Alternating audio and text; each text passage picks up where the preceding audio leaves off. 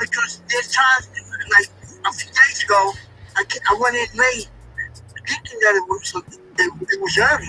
And when I got in, the meeting was already going on. And I said, wow, man, like something happened. I don't know. Yeah, I think that meeting was just a canceled meeting. I don't think that. I think that was just a confusion situation. Hello, everybody. Hello, comrade.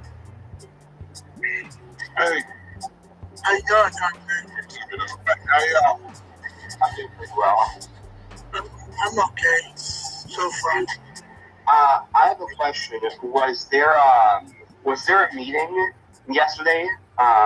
If there was, I couldn't join because of Mother's Day. I think there was a reading group yesterday, but I don't know. My wife was going, had Mother's Day plans, so we didn't go on. Same. I had to attend to some Mother's Day plans as well, so my apologies that I couldn't come yesterday. Yeah, I had to attend my Mother's Day party. They had a party going on. All right. But I had to attend it, so I couldn't make it either. I do not know if anybody actually showed up, and I do not have a recording for yesterday. Oh, wow. That should be interesting with nobody on the recording. No, there's no recording. No, yesterday got canceled. Only Kat and Cleo were able to make it, so we're actually going to make up for those chapters today. Is that my understanding? Yes, just so you know, I've already gone live on For We Are Many. Is this one live right am now? setting up the feed of Zoom into Restream right now. So yes, we are live. But yeah, just for anybody who did not see my note in our Signal chat, we are going to be reading yesterday's chapters as well as today's. So we'll be starting with chapter 28 and 29 to make up for yesterday not happening, and then move into 30 and 31. So for today, we are going to skip the statement of unity and try to keep our discussions brief.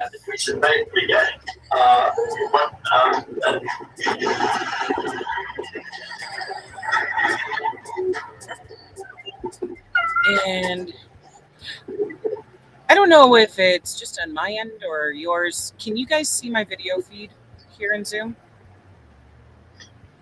Or is it just a blank screen? It's a blank screen. It's a blank screen. Huh. I wonder what's up with that. Because I turned my video on. My camera is on. That's strange. Try leaving and rejoining.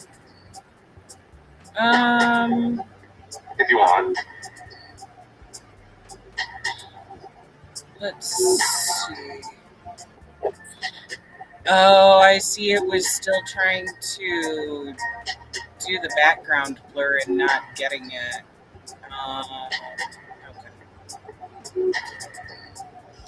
So, if y'all don't mind me asking, how was y'all's Mother's Day? And how do you spend it? I was drunk. Good way to spend it, Comrade Che. I was drunk and dancing all over the place. Oh, hell yeah. That's really a good time. What do you drink? Rum. Rum? I've never drank alcohol before. When I do, I want my first one to actually be good. I don't want to drink beer for my first time. The reason why I got a little twisted was because you should never mix the drinks. When you're drinking something, stay on that drink. But when you mix it, then you get blasted. And I was drinking Heineken at first, and then from Heineken, I went to some whiskey, and I didn't like it, so I went to another rum, Dominican rum, and I enjoyed it. I loved it. I kept on drinking. Plus, there were some people over at the house. So, I was a stupid drunk, because I'm always conscious of what I do. So, but I was, every time I sit down for a few minutes, man, I sort of like close my eyes and want to go to sleep. I heard that. Guys, I will be right back. My fiddling with the settings isn't working here, so I'm going to take Sister Gabby's recommendation and exit and re-enter and see if that'll get it working. Be right back, folks. Sorry about that.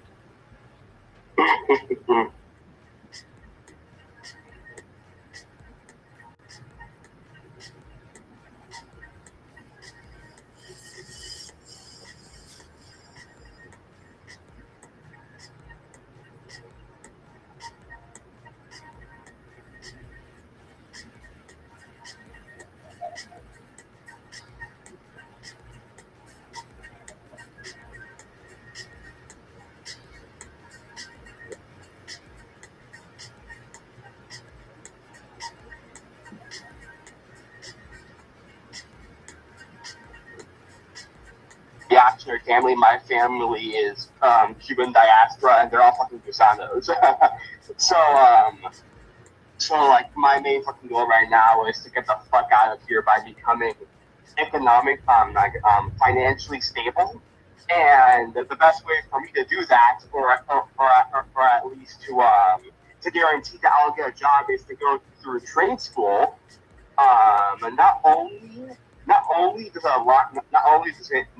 will it enable me to become financially, stable, but it will also enable me to join a union and to better understand the materials and conditions within the current workforce and apply and apply theory into practice by joining a union. So not only will it help me become financially stable, but it will also help me further along as a communist. So yeah.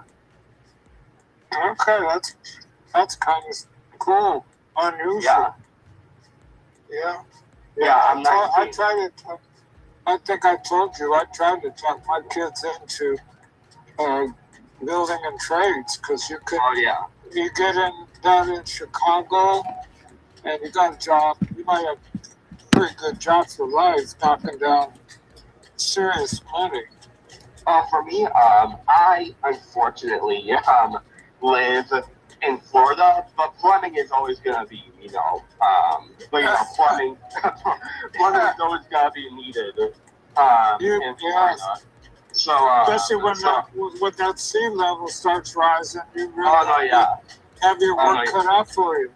Yep. So I'll definitely be able to become financially stable. The funny thing is that when I told my parents that I was planning on becoming a plumber, they went fucking ballistic. They're like, "Oh, do you want to be a doctor?" Like, no, fuck being a doctor. I don't want to be a doctor. You know how traumatizing that would be? Like, you know how traumatizing it is to go to a family and you have to be the one to tell them that their loved one passed? You know how traumatizing it is to have to test? You know how traumatizing it is for you to be the one that pulls the plug? I would be traumatized for the rest of my fucking life if I worked in a medical field. I care too much about my mental and emotional well-being fucking to ever set foot in a medical field. And, my parents have that that fucking reactionary bourgeois fucking thought. They have that train of thought where they fucking think that that trade jobs that people who work in trade jobs are quote unquote not intelligent or whatever, which is ironic because my father's a truck driver. So I don't really get how he can fucking believe that when he literally works at a trade job, but whatever. Yeah. Guys, can you hear me okay? Yeah, we can hear you. Okay. I still haven't been able to fix whatever the fuck that was with the video feed, but we are already 12 minutes behind getting started. So I think it's time we get this show on the road here. We're going to start with chapter 28. That is on page 297 of the PDF. Do any of you know what page that is in the physical book to be able to share? It's page 240. Thank you, comrade. Also, if anyone is able to screen share the PDF, feel free to do so. I've got it pulled up on my phone, not my laptop, so I can't feed it directly into the screen here, but if one of you can, that would be beautiful. I've got the window open here to approve that if one of you try to screen share. Hey, I'm just a plumber. I ain't a doctor. I hear you. No. I wish. I wouldn't have to pull my own plug if I was a plumber. All right. Well, I'll go first on reading this. Like I said, we're going to skip the Statement of Unity today just because of the time constraints of cramming in 4 chapters. So I'll go ahead and go first, and let me know if any of you want to take a turn reading as well, okay? All right. Beautiful. Okay. All right. Chapter 28, The Godfather on Lake Merritt. Twinkling, twinkling grains, they do all sorts of things while your inner mind is pleased, your consciousness, or your conscience only teased. That is a quote from Curtis Mayfield in No Thing on Me, the Cocaine Song, 1972. Aaron, you and Charles Bronson are going to Seattle with the chairman. He has a speaking engagement there. Be ready to go in the morning. Right on, I responded and hung up the phone. I was elated that John Seal had given me this assignment. I could get out of Central and go home, even if only for a few days. The next day, with a 45 on my side, I was standing on the stage in Seattle, flanked by Charles Bronson, looking out at the audience, watching for troublemakers or would-be assassins. As Chairman Bobby spoke, it felt strange to be standing there. I'd been away for what seemed like too long from the mild atmosphere of the Pacific Northwest. When I had left for Oakland, I was the defense captain of the Seattle chapter. Now I was a bodyguard for the chairman and would soon be back in Oakland as the OD of Central Headquarters.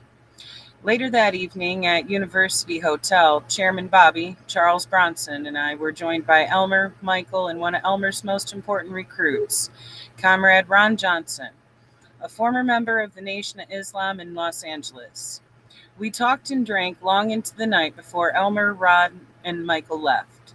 My duties did not allow for me to leave the hotel, which meant I would have no opportunity to see my parents. The next day we were at the airport, ready to depart for Oakland, when out of the blue 2 Seattle police detectives approached us.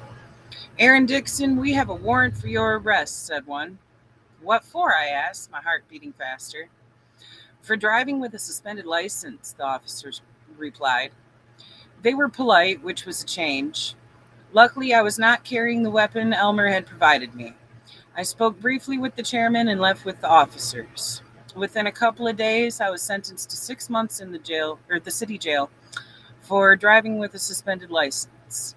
Where they had dug that up, I don't know, but it really didn't matter. My task now was figuring a way out of there. While I was in jail, I began to do what all Panthers must do while incarcerated: politically educate the inmates. After a while, the guards caught on and decided to separate me from the rest of the inmates by putting me in an 8-bunk cell by myself. I didn't let that stop me. I continued talking to the inmates about their rights and why the Black Panther Party had stood up to the police, why our survival programs were so important to the people, and why it was imperative for people to come together to oppose this racist system of oppression. The guards demanded that I stop speaking through the bars, and when I refused, they threw me into a padded cell for a couple of days. Zen? Yes? I apologize for interrupting.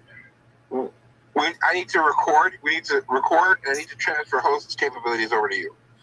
I've already got it recording through Restream, and it's streaming live to the Second Rainbow Coalition page, so that's okay.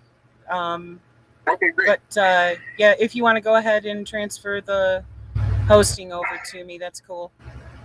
Okay, great. Sorry for the interruption. Please continue. Oh, all good. No worries, comrade. Let's see. Where was I? He was talking about the padded room. The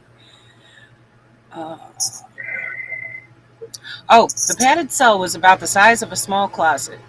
You could not lie down or stretch out. I had to sleep with my feet propped up on the opposite wall. After several trips to the padded cell, I decided to spend my time reading and writing and talking with my parents when I got the opportunity to speak on the phone. Poppy said he was going to talk to the judge to see if he could get me released. I didn't know if it would be possible, but I knew if it could be done, Poppy would do it. All I could do was bide my time. One day I decided to take all the mattresses off the other bunks and stack them on top of one another near the window where the sun shined in. I would lie on the mattress, stack in the sun, and read, contemplate, and write. Sure enough, after a little over 3 months, I was free. Poppy had convinced the black judge to release me. After spending a couple days with Mommy, Poppy, Elmer, and Michael, I flew back to Oakland to resume my duties. It felt good to be back in the fold. I had needed a rest, truth be told, but I would rather have been resting under more desirable circumstances.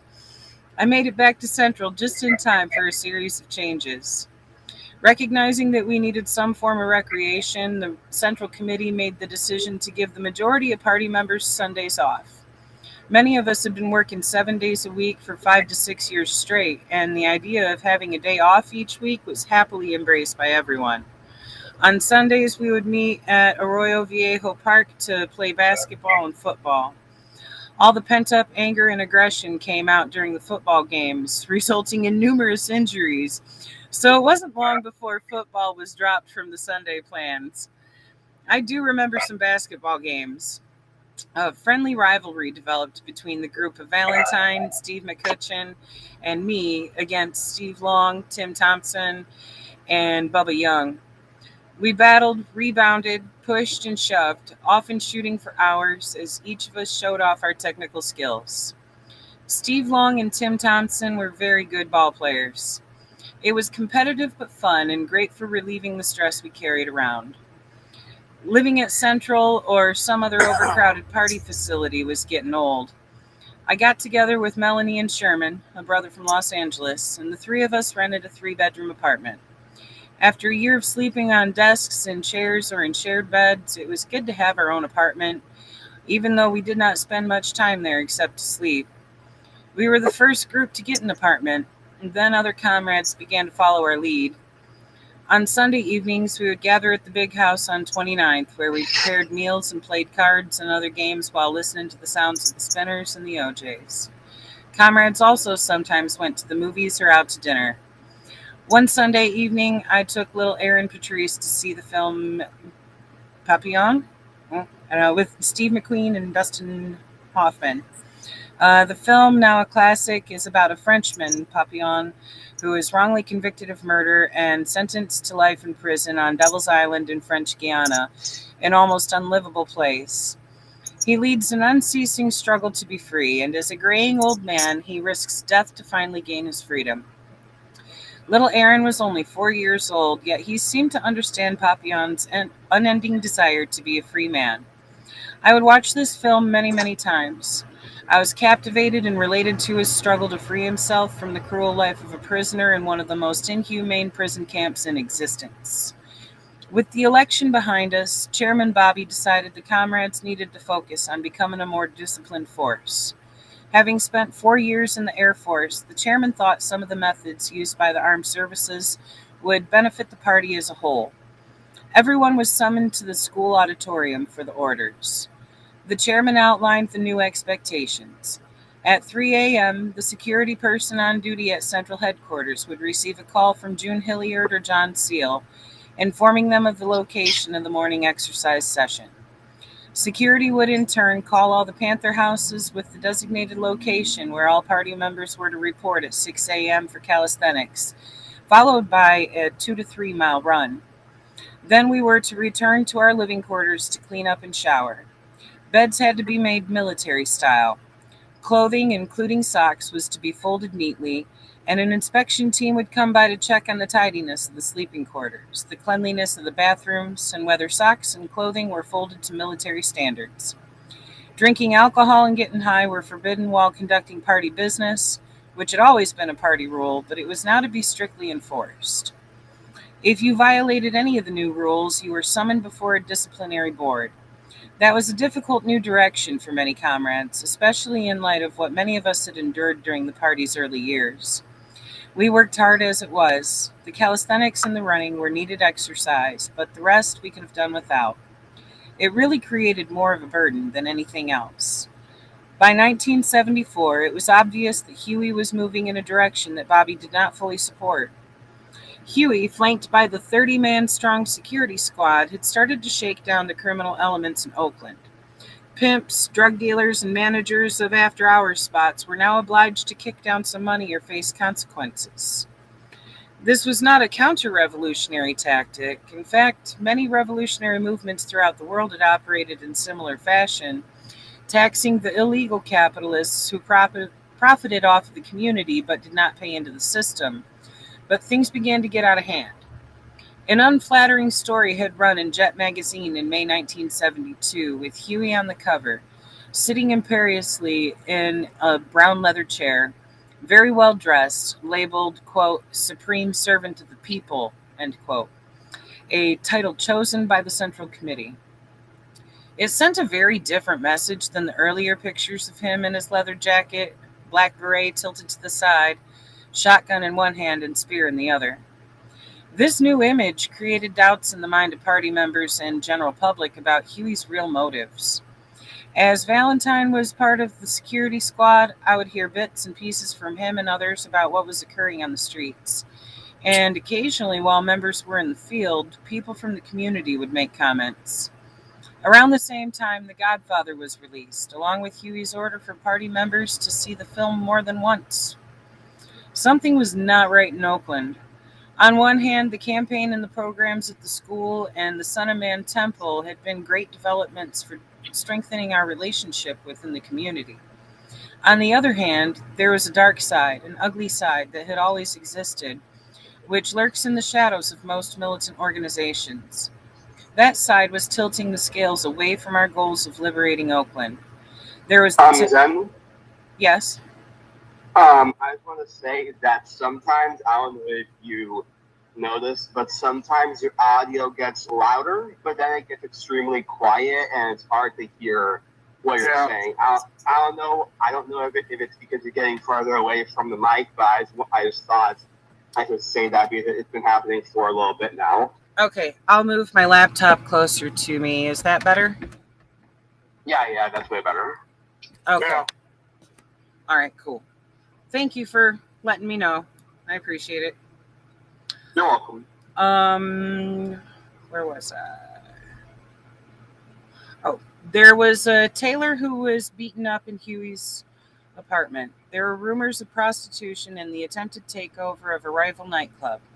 One day, 20 comrades were summoned to the lamppost. Gathered across the street was a band of street dealers, most of whom were armed. They were angry with the party because of the shakedowns and had intended to attack the lamppost, but they backed down when they saw all the comrades showing up.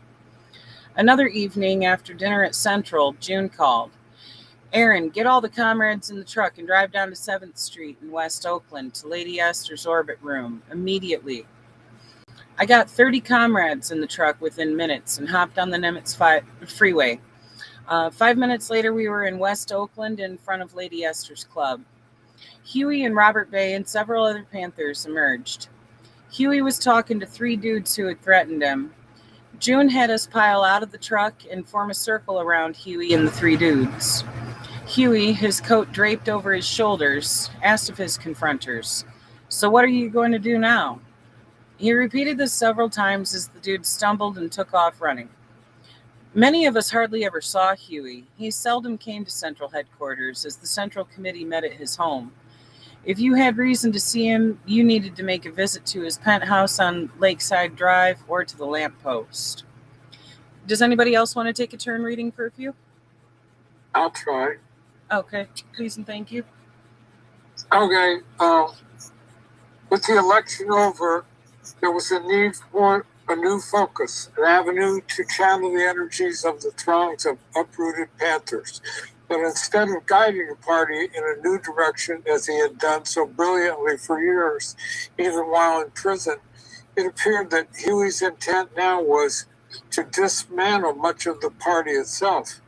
Since its inception, the organization had attracted some of the best young people in Black America, and I would argue some of the brightest, bravest, toughest, and most dedicated citizens in America altogether.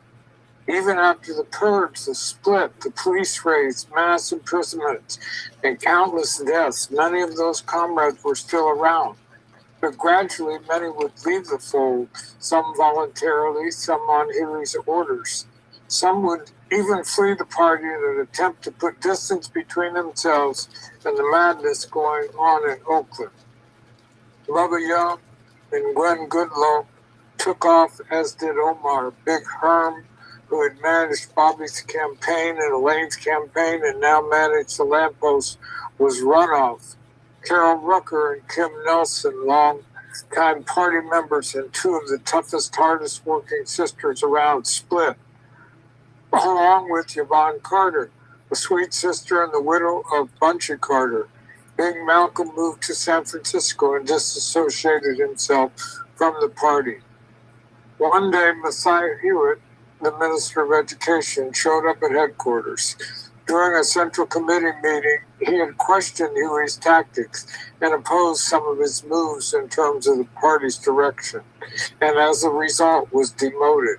After that, he spent all of his time at Central, practicing martial arts or reading, not saying much or even showing the beautiful smile he had so often given comrades. Messiah was one of the most principled comrades in the party.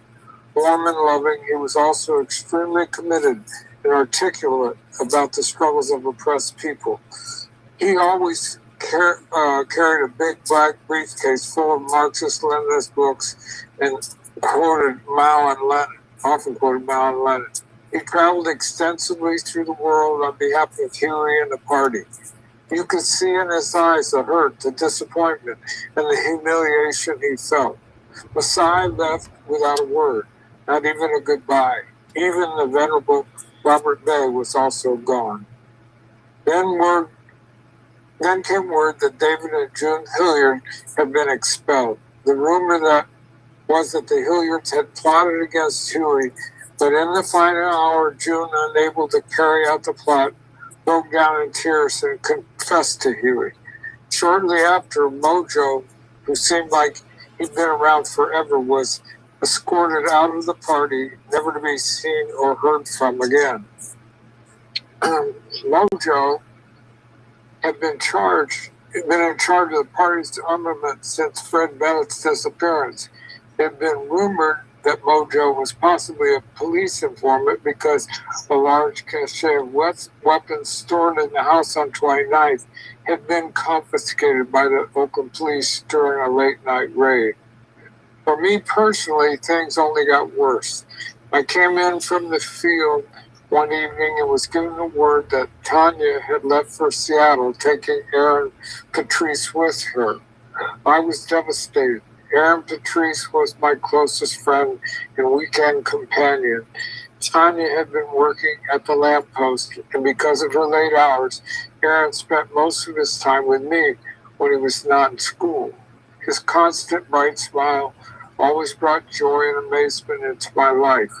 When I contacted Tanya in Seattle, she threatened to disappear and never allow me to see Aaron again. I sank into deep despair, wondering if I would ever be reunited with my son. It seemed the party was falling apart. Huey's drug use and paranoia was dissecting and destroying the party brick by brick, comrade by comrade. Prior to Huey's arrest and imprisonment, he had not indulged in drugs, nor had he disrespected party members. But when he came out of the prison, all the elements were there waiting to ensnare him. At the time, cocaine was considered the hip new drug. Consumed by the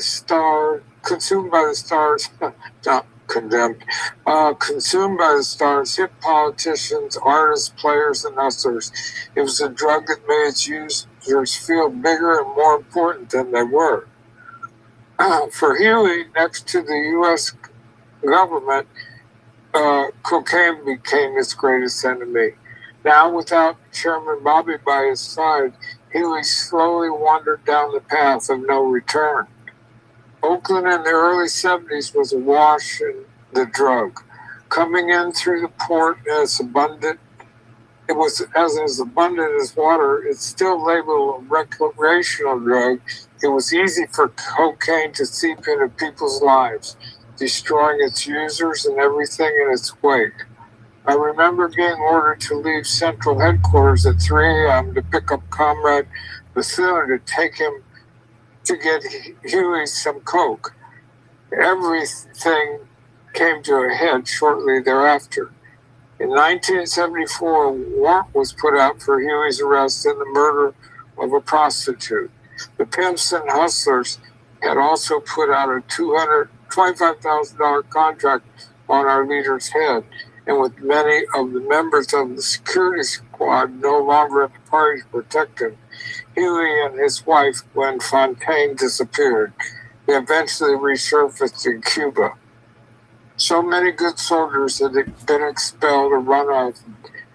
Dedicated sisters and brothers, people who had been in the trenches from the early days into the peaceful times.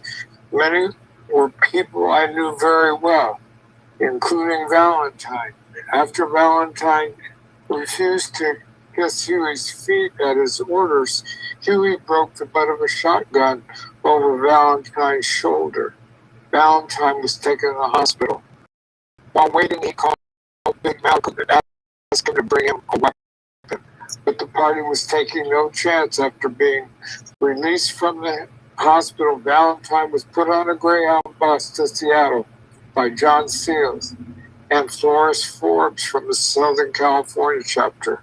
The most shocking development was the departure of Chairman Bobby Seale, his second wife Leslie, and his brother John. Huey may have been the party's figurehead and chief theoretician, but Bobby Seale was the heart and soul of the Black Panther Party. He was the organizational genius. It was hard to imagine the party without him. It was Chairman Bobby who had influenced Elmer and me to found the Seattle chapter. But the party and its purpose were much larger than any individual or any of its leaders. Those of us left in Oakland did not know what to expect. I began to allow myself to wonder, to question why I was still hanging on. That's the end of chapter 28. Oh, thank you, comrade. If anybody has any commentary on this, feel free. Just let's try to keep it brief due to the time constraints and 3 more chapters to read.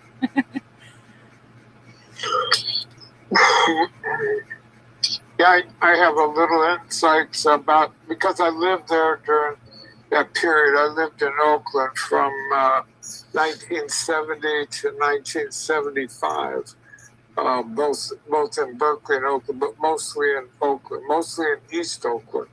And I can tell you that the pressures that were in the street were huge.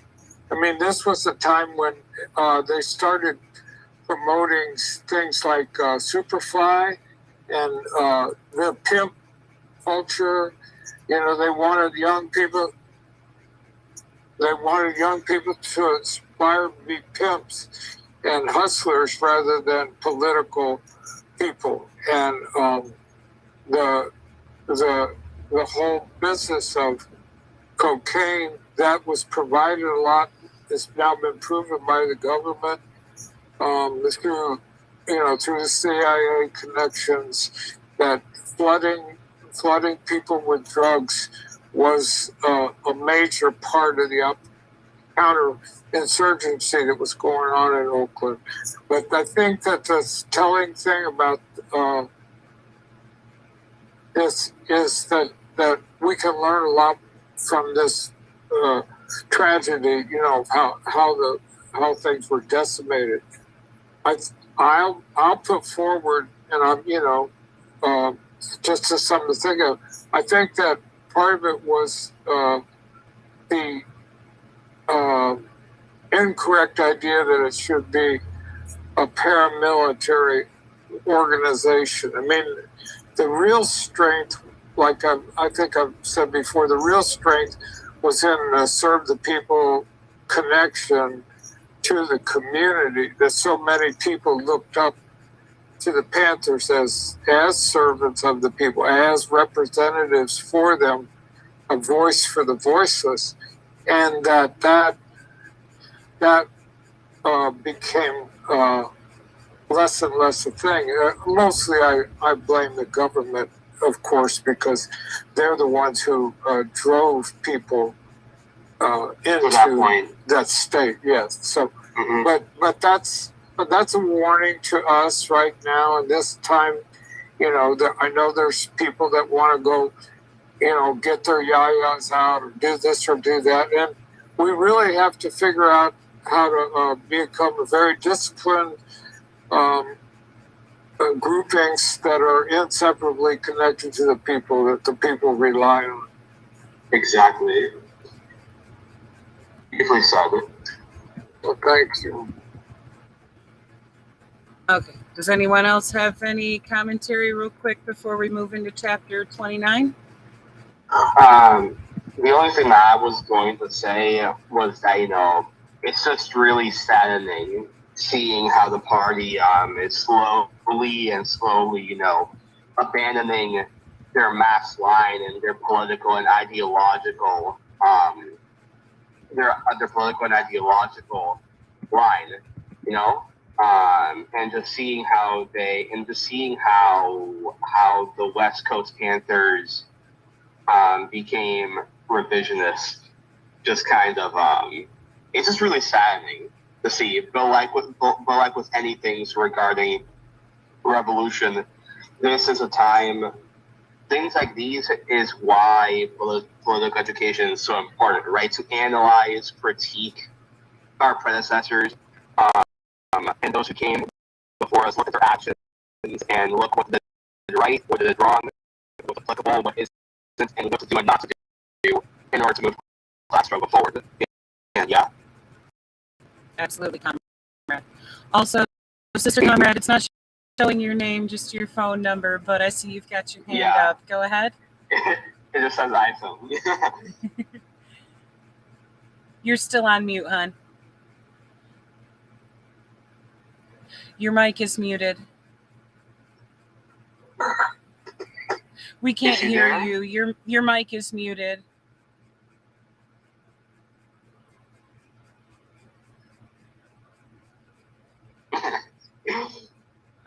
Let me see if I can.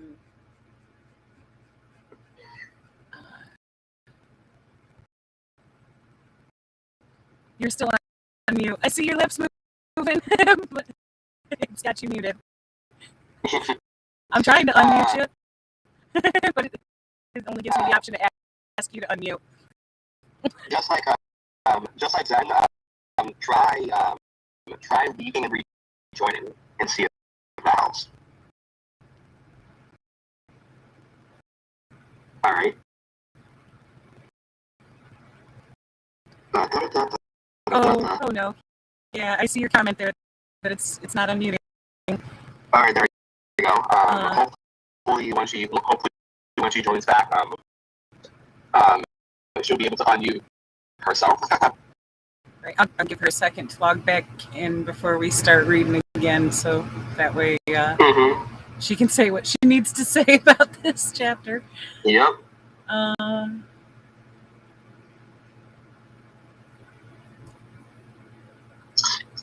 But yeah, if you don't mind me asking, Comrade Trisha, what are your own views of this chapter? You know what I'm asking?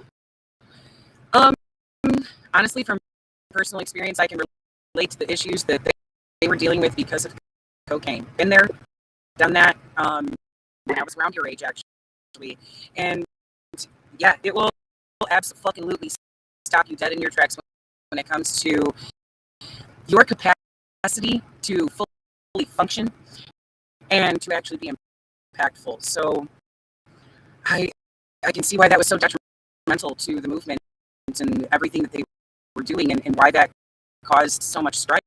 Because, like Aaron was saying here, of basically giving you a fucking God complex that is, absolutely,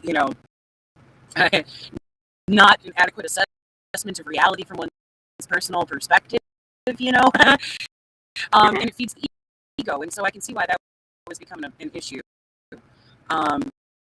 Sister Brianna's back, and she is still unmuted. She's still muted. It still won't let you. All right, Sister Anna, if you want to put your commentary in the chat, then one of us can read it for you. And yes, Comrade Shay, I see you raising your hand.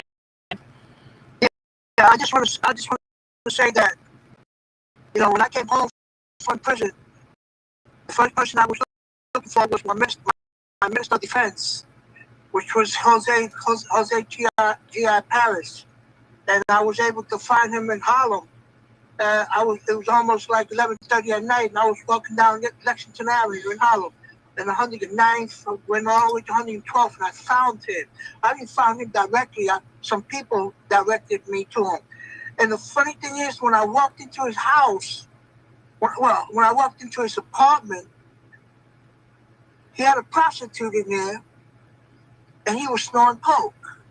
And it blew my mind, man. I mean, I said, what's up, man? What's happening here? And the funny thing is, he said, bro, just relax. Don't worry about it. There's a lot of things happening. Here's a joint.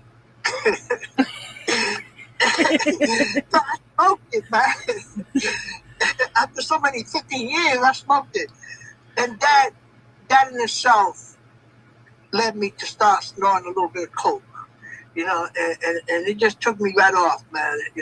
I had to get away from him. I had to get away from all the laws that were drugging, man. I had to get away from them. So I went downtown to the village on West 4th Street, and hanged out over there.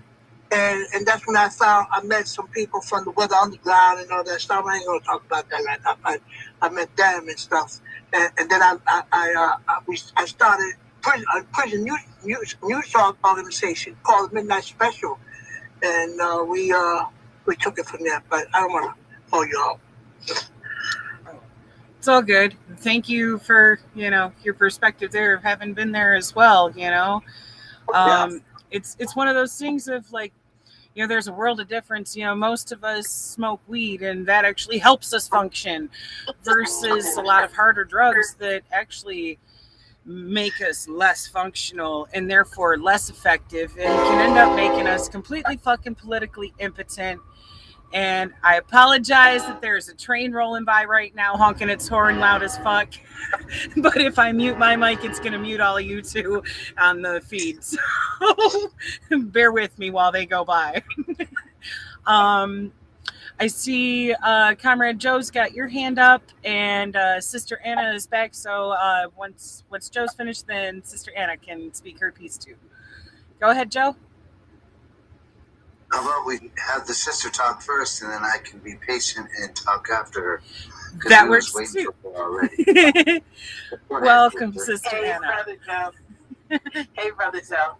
Yeah, I remember being raised in Spanish Harlem, how much cocaine and heroin had ravaged my community.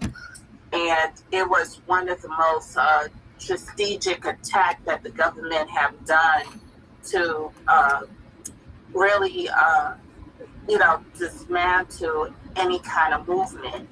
And it's something that was planted in the Nixon administration, where he had pretty much started his own type of black movement in the country, where the administration will be much more controlled by the government by putting certain people in a system like cocaine and even crack cocaine. Yeah. And it was so devastating to actually live in a project and seeing every week bodies being thrown off the 20th floor, and it's splattering on the ground, by your feet.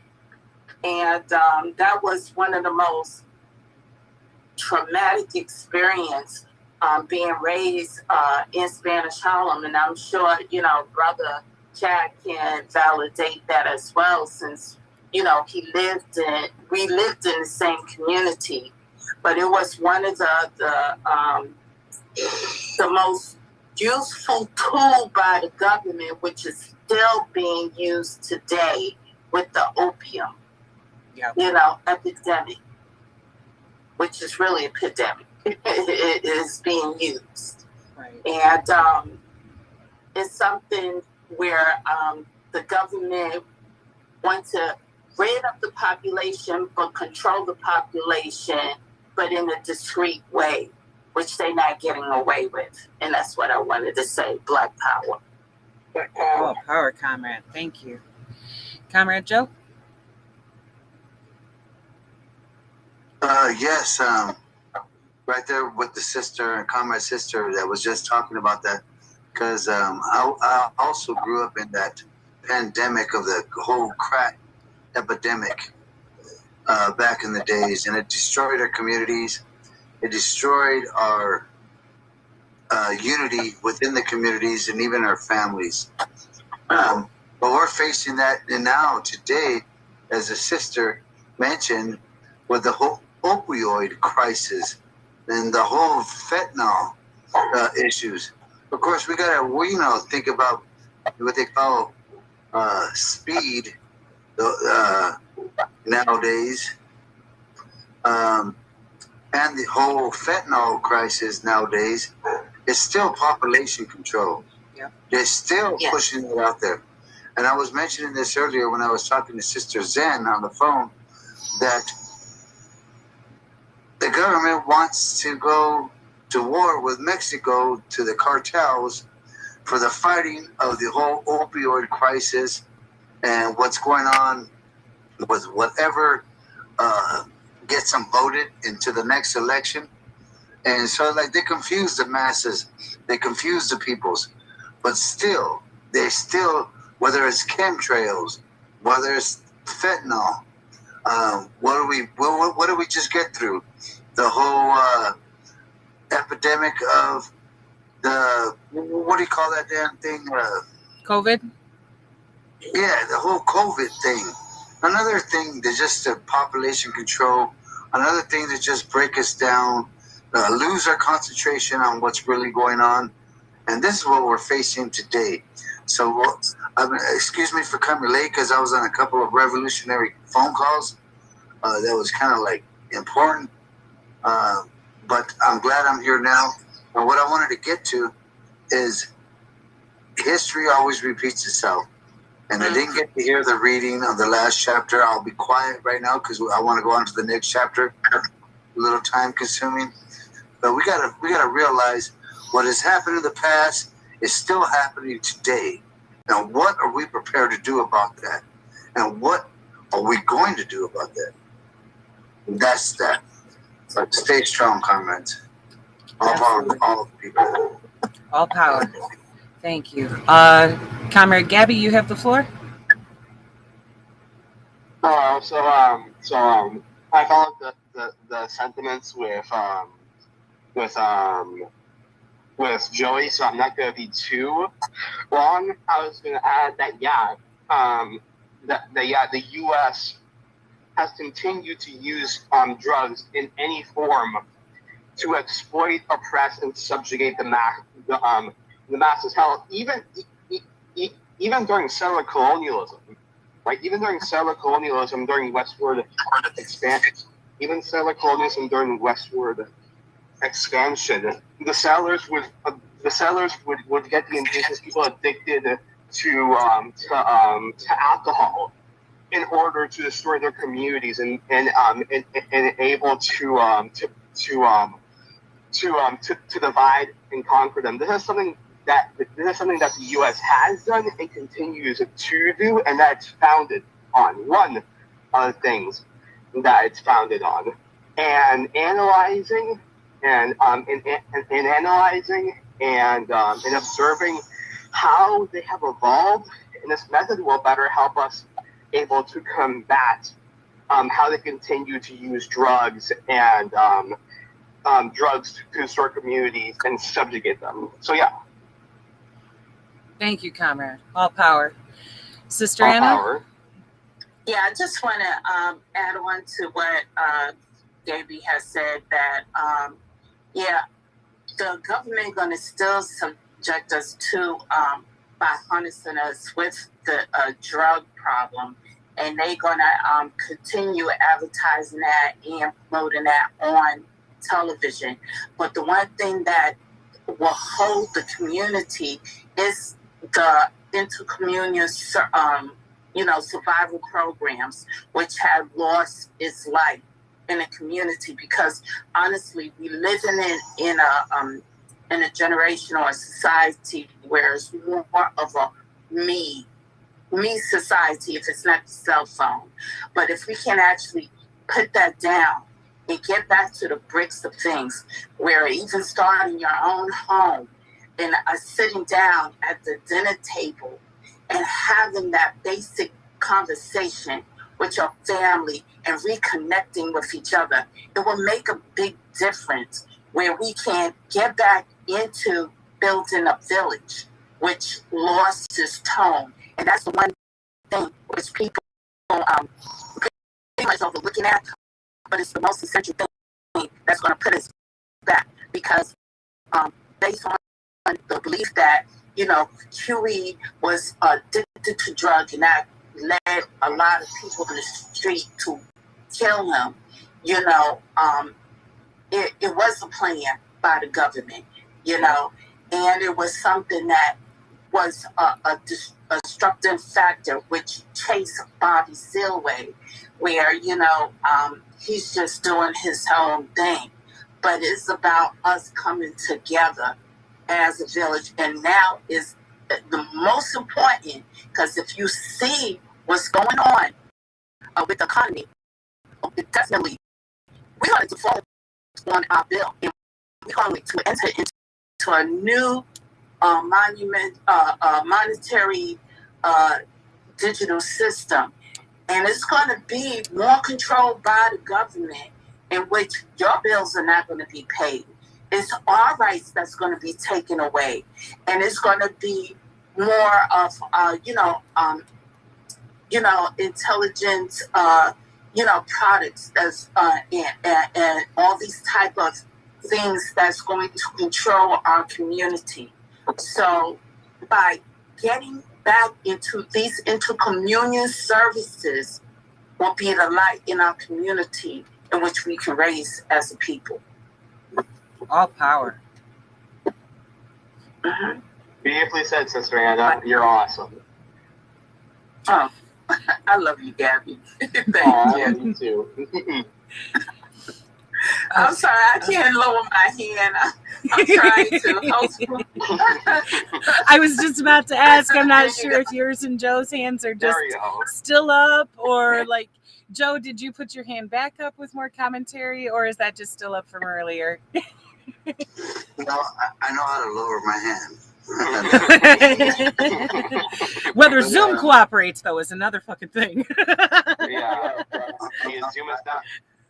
Yeah, I'm not very tech savvy, but I know how to lower my hand and put a smile or a thumbs up. Hell yeah. And moving forward, like you were saying, sister, it's the whole system of things that is going on. We got the whole school to prison pipeline.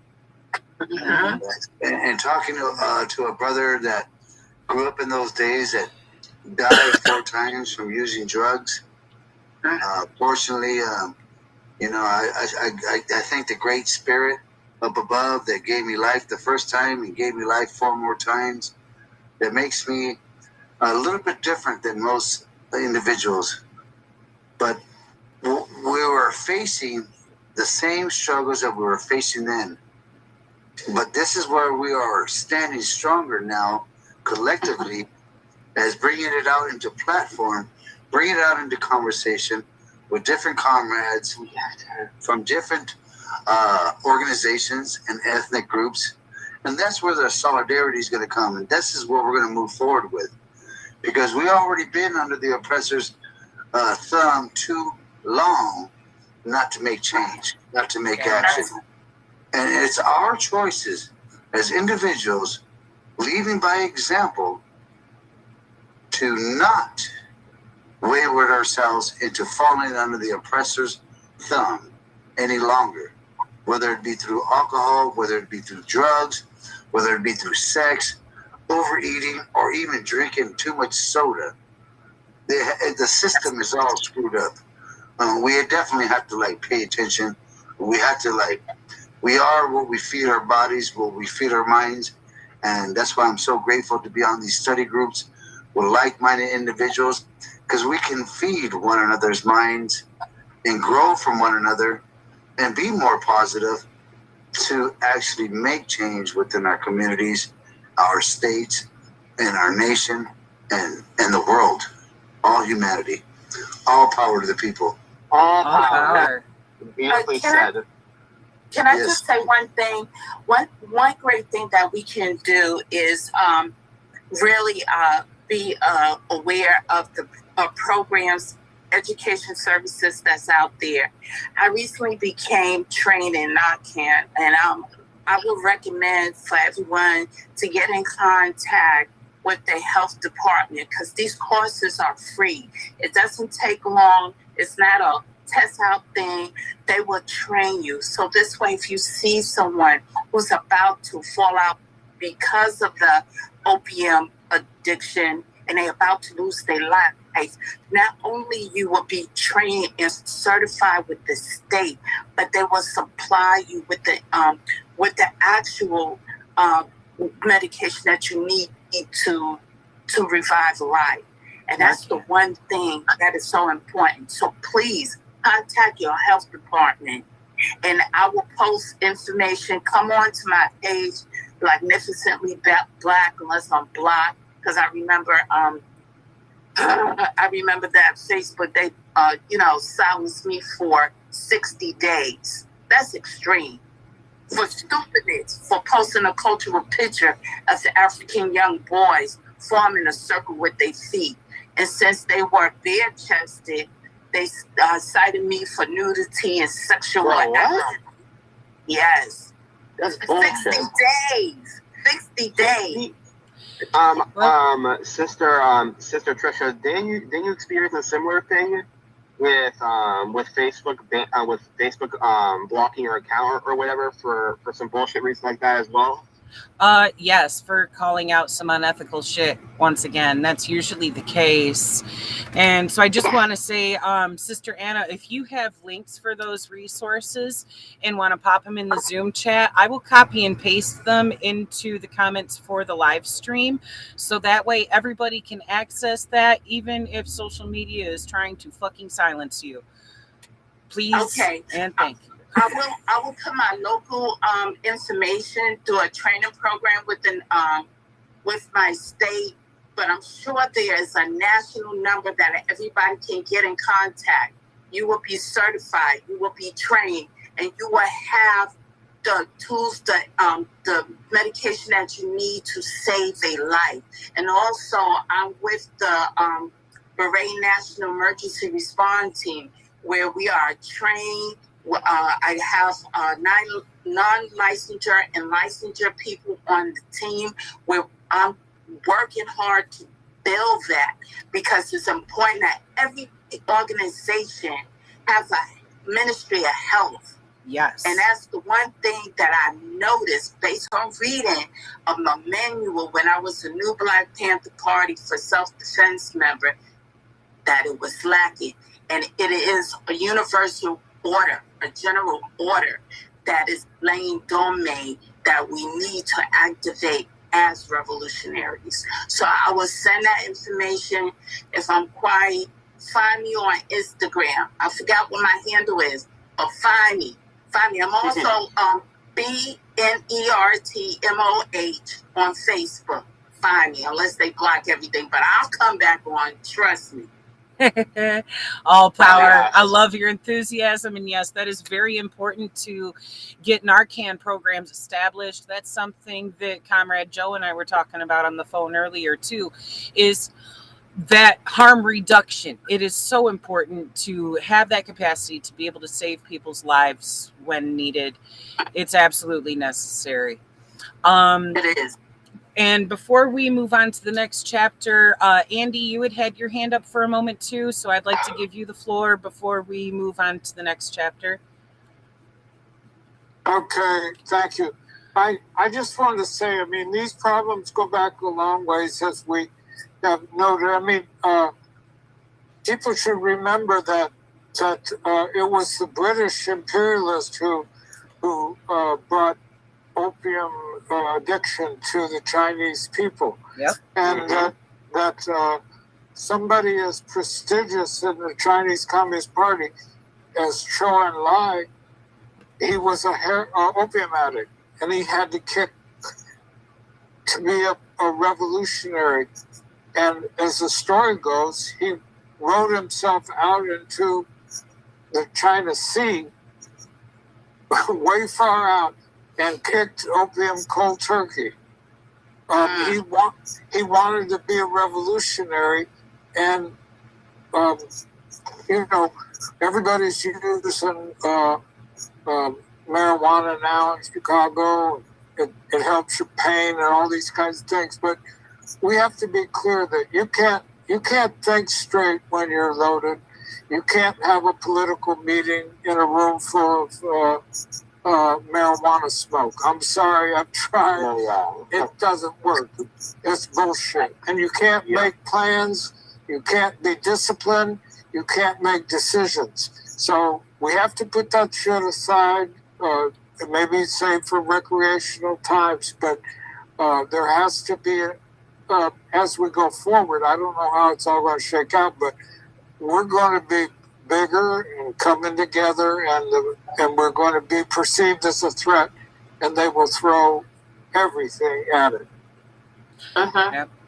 Yeah, and honestly, even as a daily smoker to help control my back pain, I do agree with you there. That's why, like, if I have to go to a meeting and absolutely need to smoke some marijuana to control my pain to function, I keep it at the bare minimum necessary to control that pain, and not enough to actually get stoned, because I'd like to be, fully engaged in the conversation and retain memory as best I can for the things that we were discussing.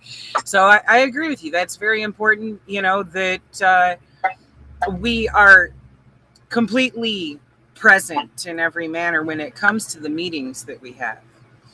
All power. I just want to say briefly, in addendum to that, sister and brothers, is that it's amazing how, it is important that we need to focus on that. But in the school, as far as the pipeline prison, they are really advocating our kids to get on that Adderall and all those medications to tranquilize them, which, is the drugs that you give to a horse to stabilize them, or, they have to zone completely out. Because I remember, my brother, rest in peace, they tried to get him on that. And my father was a very strong community activist. And some of the people, here on this line heard about, my background as far as my father being a strong community activist. He will curse people out. He will curse out the psychiatrists, doctors, you name it, and ready to put up a fight and threaten to throw my brother out of school. But my family was very strong, and that putting my brother on that drugs, which, you have more teachers who feel that these students need to have it, but they ain't doggone doctors, and it's something that we have to look into as well, and protect and defend our children in school. Black Power. Thank you, comrade. Well said, Sister Anna. I am super excited for this chapter. Y'all are probably anticipating that, just knowing how much I have spoken about Elaine Brown's role in the original Panthers. This is chapter. I love Elaine Brown. Yes, I do too. This is chapter 29, Elaine's Rise to Power. Time is truly wasting. There's no guarantees, smiles in the making. You got to fight the powers that be. The Isley Brothers, Fight the Power, 1975. I remember sitting on a cement block outside the Oakland Community School wondering about the future of the Black Panther Party.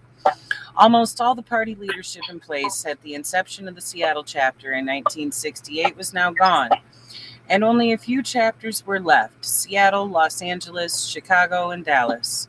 Central headquarters was down to 150 comrades from a peak of nearly 500. Elaine gathered the remaining troops in the school auditorium and announced that she was in charge. We had assembled there on many other occasions for announcements and directives from the chairman and others, now gone.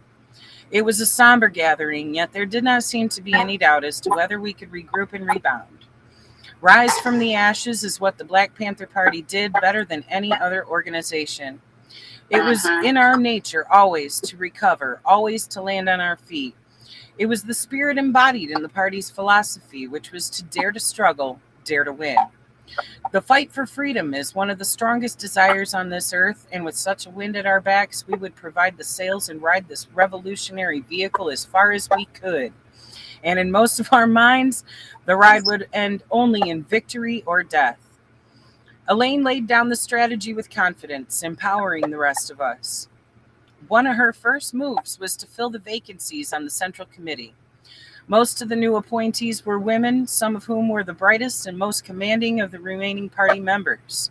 Sisters like Phyllis Jackson from Tacoma, Norma Armour and Joan Kelly from Los Angeles, and Donna Howell from Boston, as well as Erica Huggins, who was appointed director of the Oakland Community School. Elaine had already begun to rebuild the military unit of the party by designating Comrade Bethune from Detroit as chief of staff. Big Bob from Boston and Flores Forbes were to be assistants to the chief of staff. I remember my first encounter with Bethune. It was the Child Development Center, the Panther Daycare at the big house on 10th Street in Berkeley, the same house where Tanya and I had stayed with the chairman and Randy Williams in '69. I remember how dutifully and gently Bethune changed the diapers of the Panther babies, wiped snotty noses, and fed the children. In that environment, he had been so full of humility. Now he was head of all the military and disciplinary aspects of the party.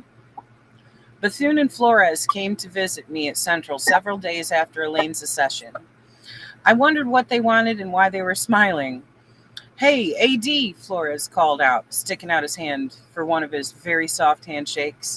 "Hey, man, you were chosen to be Elaine's bodyguard and to be on the squad." "Good, right on, man," I replied, unsure if I wanted this glorified position, knowing all too well the dangers of being on the security squad. That night, Flores came by the apartment where I was living with my new girlfriend, Lola. "Hey, man, look through these books and let me know what kind of piece you want," he said as he handed me several issues of Guns and Ammo. He pulled out his piece and handed it to me. "AD, I have a 1911 Colt 45. The 45 automatic handgun was the preferred choice of most of the comrades. A few favored the Browning 9mm automatic. I finally settled on a Colt Combat Commander, which was shorter and more compact than the standard 45 automatic. With black rubber grips and a brushed silver finish, it was a beautiful weapon and would become my faithful companion for the next 4 years. In the earlier years of the party, when the government was trying to annihilate us, every Panther was expected to take up arms and know how to use them, break them down, and clean them. There was no distinction between the day-to-day work and picking up a gun. As we shifted our focus to developing the survival programs and organizing in the churches, black businesses, and political campaigns, the party began to shed the image of the urban guerrilla. In effect, we put our guns in the closet and instead drew upon the talents of our members to develop the programs and strategies for moving the community forward. Now the party's weaponry was largely the province of the security squad, focused on protecting the party leaders, ensuring the security of the party's facilities, and taxing the illegitimate capitalists, usually after-hours club owners or drug dealers. The toughest, most seasoned comrades were selected for the squad. I learned later that Flores, Valentine, and others had lobbied on my behalf for some time, but Huey had always objected. This had probably worked to my benefit, as the closer you were to the flame, the more likely to get burned. A handful of others were also newly recruited to the security squad. Clark Santa Rita Bailey, Tim Thompson, Alan Houseman Lewis, Lamar and Leonard Donaldson, two brothers from San Francisco, George Robinson, Rollins Reed and Tex from Detroit, and Ellis White and his son, Darnell White, who was the oldest of the Panther kids and now, as a young adult, was elected to be a full-time Panther. There was an attempt to re-enlist Valentine, but we had no way of contacting him. One of the first steps for Flores as head of security was making sure the party's arsenal was secure. Before the collapse about a year earlier, the Oakland police had raided the house on 29th Street and seized a cache of weapons. The rest had been scattered throughout the East Bay, and only a few people knew the exact locations. Flores slowly began to secure the party's illegal weapons, many of which had been left in deplorable condition. Working mostly in the dead of night, Flores traveled from location to location, cleaning, wrapping, breaking down, and concealing the armaments. He would take an assistant with him, constantly alternating assistants, so no one aside from himself knew more than one or two locations of the weaponry. Over time, everything was successfully secured. Going into my new position, I knew not to take Elaine's mood for granted. I vividly remember the second time we met at Central Headquarters in Peralta, right after the split with Eldridge. Tension and paranoia were running high. That day I was the acting OD, filling in for Robert Bay and trying to coordinate the rides for the morning activities, a task that could sometimes be very complicated. The two most important rides were those to take the Panther children and staff to school, and equally important, to get the layout of the paper to the printers. Through no one's fault, the ride for the newspaper delivery was late. Elaine, who was the acting minister of information and had been working all night on the paper, lit into me with profanity.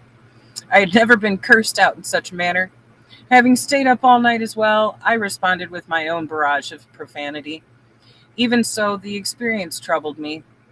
Maybe I wasn't used to such volatile exchanges between comrades, or maybe it was the fact that the person I was arguing with was Elaine Brown. On a fall evening, I reported to work on my first assignment as Elaine's bodyguard and driver. I had put on a suit and tie as instructed, a cream white double-breasted suit. The engagement was the annual dinner of the California State Package Store and Tavern Owners Association, CalPAC, a large group of black liquor store owners in the Bay Area. Former San Francisco 49er Gene Washington and his brother had founded the organization. Elaine, having announced another campaign for city council, felt it was highly important to garner the endorsement of CalPAC. Elaine was an attractive person. She had a little girl cuteness about her that men liked, yet when she opened her mouth, she was an extremely articulate, decisive, and confident woman. She had facts and information to back up every point she made. I sat quietly as she addressed the audience of black men, some of whom had been intimidated by the party in the not-too-distant past. Many of these liquor store owners had supported the black lackey Otho Green, who had entered the mayoral race to draw votes away from Bobby Seale. Winning over these anti-revolutionaries would not be easy. After a dynamic speech and time spent talking with the leading members of CalPAC, it was quite evident that Elaine had won over not just CalPAC, but, most important, the Washington brothers themselves, who owned the largest alcohol distributors in the Bay Area. The older of the two was Gene, a retired All-Pro. Another All-Pro, former Oakland Raider Gene Upshaw, who also endorsed Elaine's campaign. The Washington brothers not only threw their endorsement to Elaine, but went on to sponsor many fundraising events for Elaine's campaign. After the near victory of Chairman Bobby's mayoral campaign, many Northern California politicians had taken note of the party's ability to organize the community and get people to the polls. It was safe to say the Black Panther Party had a well-run political machine. A handful of Northern California state representatives and local politicians began to approach the party in the hope of gaining access to our ability to get out the vote, as well as receiving our endorsement. The most significant candidate looking for support was Jerry Brown, a very unconventional politician who was running for governor. According to Elaine, Jerry Brown had worked with the Southern California chapter when he had served on the LA Community College Board of Trustees. The party gave Jerry Brown its support, and Elaine cultivated a political relationship that remained intact after he was elected governor in 1974. Upon taking office, Jerry Brown appointed as his right-hand legal counsel Tony Klein, who had also worked with the Southern California chapter as a law student. Elaine made frequent visits to Sacramento to meet with both of them. Jerry Brown was definitely not your normal everyday politician. He turned down the traditional black limousine and driver, instead driving himself around in a light blue 73 Plymouth. He also refused to live in the governor's mansion. He was a perfect fit at the right time for the party, and Elaine took smart advantage of this opportunity. Within a year, Elaine had developed solid connections with many of the main power brokers in not only the Bay Area, but Sacramento as well. Large corporations such as Clorox and its CEO, Robert Shetterly, a gray-haired white man who expressed an interest in, quote, New Oakland, soon became additional feathers in the party's cap. The time was ripe for black political power in Oakland, and Elaine and the party represented the vanguard for the new black politicos. The first victory for the party and the people was the election of John George, the party's longtime lawyer, as the first black member of the Oakland Alameda County Board of Supervisors. Under the guidance of Elaine, Erica Huggins, and Donna Howell, the Oakland Community School gained a reputation as one of the finest community-based private elementary schools for K-6 in the country. Many of the students were poor and living in the projects, but a few were from middle or upper-class families. The staff, a combination of Panthers and professional teachers, created a loving, encouraging environment. Most of the students flourished, eventually progressing academically beyond their normal age or grade bracket. Panther Joe Abram, an engineering graduate from Michigan State, created an award-winning science program, and the music program under Charles Moffat's genius direction fielded an outstanding school band. The school children were provided with breakfast and lunch and were picked up and dropped off by the school vans. Laundry services and clothing were provided for students from poor families. Would anybody else like to take a turn reading for a few? I don't even have the book. Okay. I guess I'll keep going for now. Joan Kelly and Phyllis Jackson directed the Oakland Community Learning Center, housed in the same complex as the school. It gradually grew into an all-purpose resource for the community.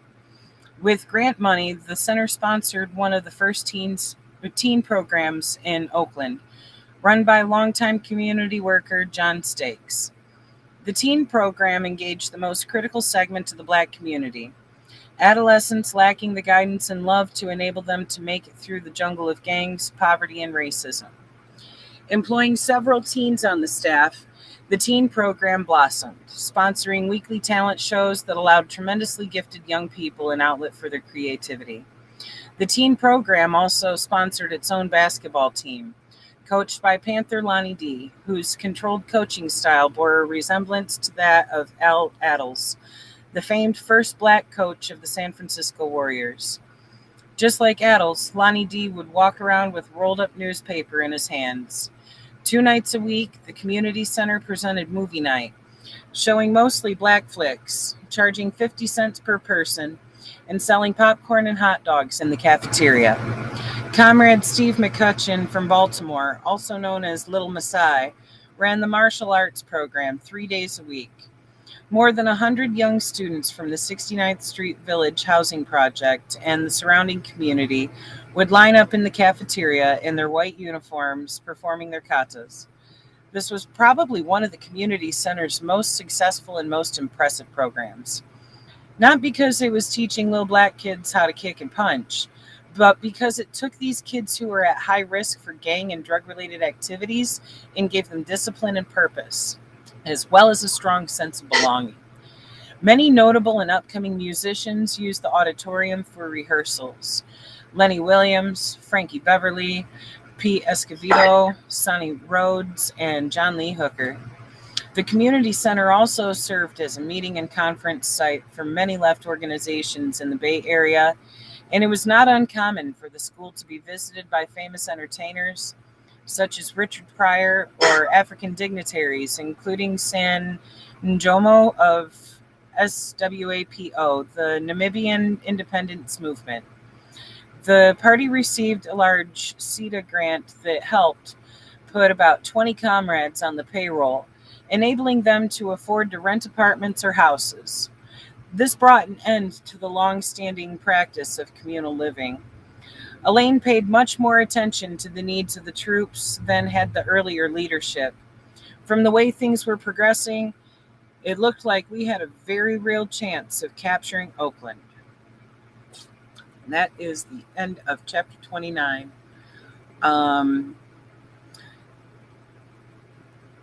Let's see, what time is it? It is already 20 after. That was a nice and short chapter. Yeah, and I'm glad for that because we are running short on time here to be able to still squeeze in 2 more chapters. So if it's okay with y'all, I'd like to move right on into the next chapter. Does anybody else have a copy of the book on hand and can take a turn reading for a moment? Maybe Comrade Andy? Are you there?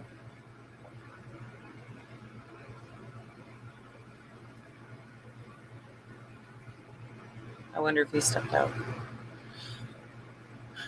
Okay, give me a second because I need to wet my whistle.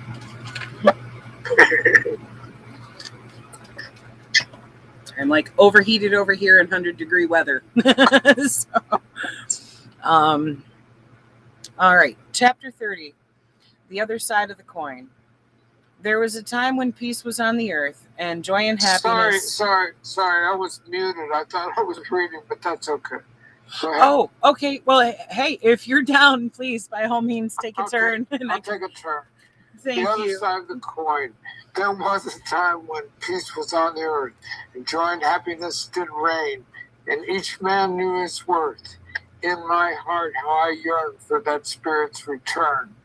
Pharaoh Sanders, the creator, has a master plan. It's a real important piece, by the way. You can go on YouTube and listen. He just passed away this year. Enola Wilson, called Lola, was named by her retired military father after the Enola Gay, the plane that dropped a nuclear bomb on Hiroshima. In spring 1969, Lola had left home at the age of 14 and joined the Black Panther Party in Denver, Colorado. She survived the police raid on the Denver office before being sent to work in the New York chapter, where she worked under the tutelage of Sam Napier. On the chilly morning of April 15, 1971, she left the Corona Queens Panther office, heading into the field to sell papers. She left her son, little Damon, in the care of Sam Napier. When she returned, she found the office on fire, Sam Napier dead, and her son abandoned outside in the snow.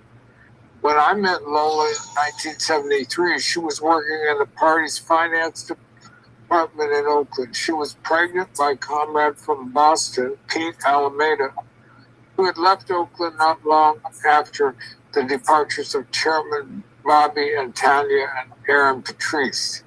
I befriended Lola.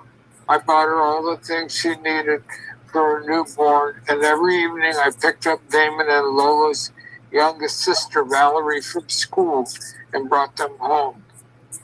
Soon after, Lola had little Natalie. We fell in love. She was sweet, kind, and highly intelligent. Our relationship blossomed so much and so quickly that we became the envy of other comrades. In the party, few relations lasted very long. Having grown up in a 2-parent family, part of me yearned for a more traditional family arrangement. I think many comrades at the time wanted a more family-oriented situation, particularly if there were kids involved. Yet we understood that, as such, it would need to fit in within the revolutionary framework of our lives and work. Lola and I and the kids functioned as family unit within the larger Panther family. These were some of the first times since joining the party that I actually sat down to watch TV. We went on picnics and sailed on Lake Merritt. We had many good times together. In the back of my mind, though, I always worried how long these good times would last. But not with Lola and the kids. I was doing party work, and most of that time was spent with Elaine. Working for Elaine was the most difficult job assignment I ever had or would ever have. She was extremely demanding perfectionist and at times very difficult to work with. My day would start at 8 a.m. with picking up Janice Banks, Elaine's administrative assistant, who was from the DC chapter, then stopping at the newsstand on 14th and Broadway to pick up copies of the New York Times, the San Francisco Chronicle, and the Oakland Tribune. Next, we would stop at the home of Norma Armour, the party's finance officer, to pick up Elaine's $25 per diem. Then we would head to Elaine's penthouse on Caldecott Lane in the Oakland Hills, where she had her office. When we got there, Janice would go through the newspapers and cut out any articles that might be relevant to the party for Elaine to read. My attire was always suit and tie. My hair and grooming had to be neat and perfect. Elaine met with many corporate heads to solicit money for the school and the campaign. And there were numerous trips to Sacramento to meet with Governor Jerry Brown, his legal affairs secretary, Tony Klein, and Speaker of the House, Leo McCarthy, as well as the future Speaker, Willie Brown, known as the best-dressed politician in Sacramento.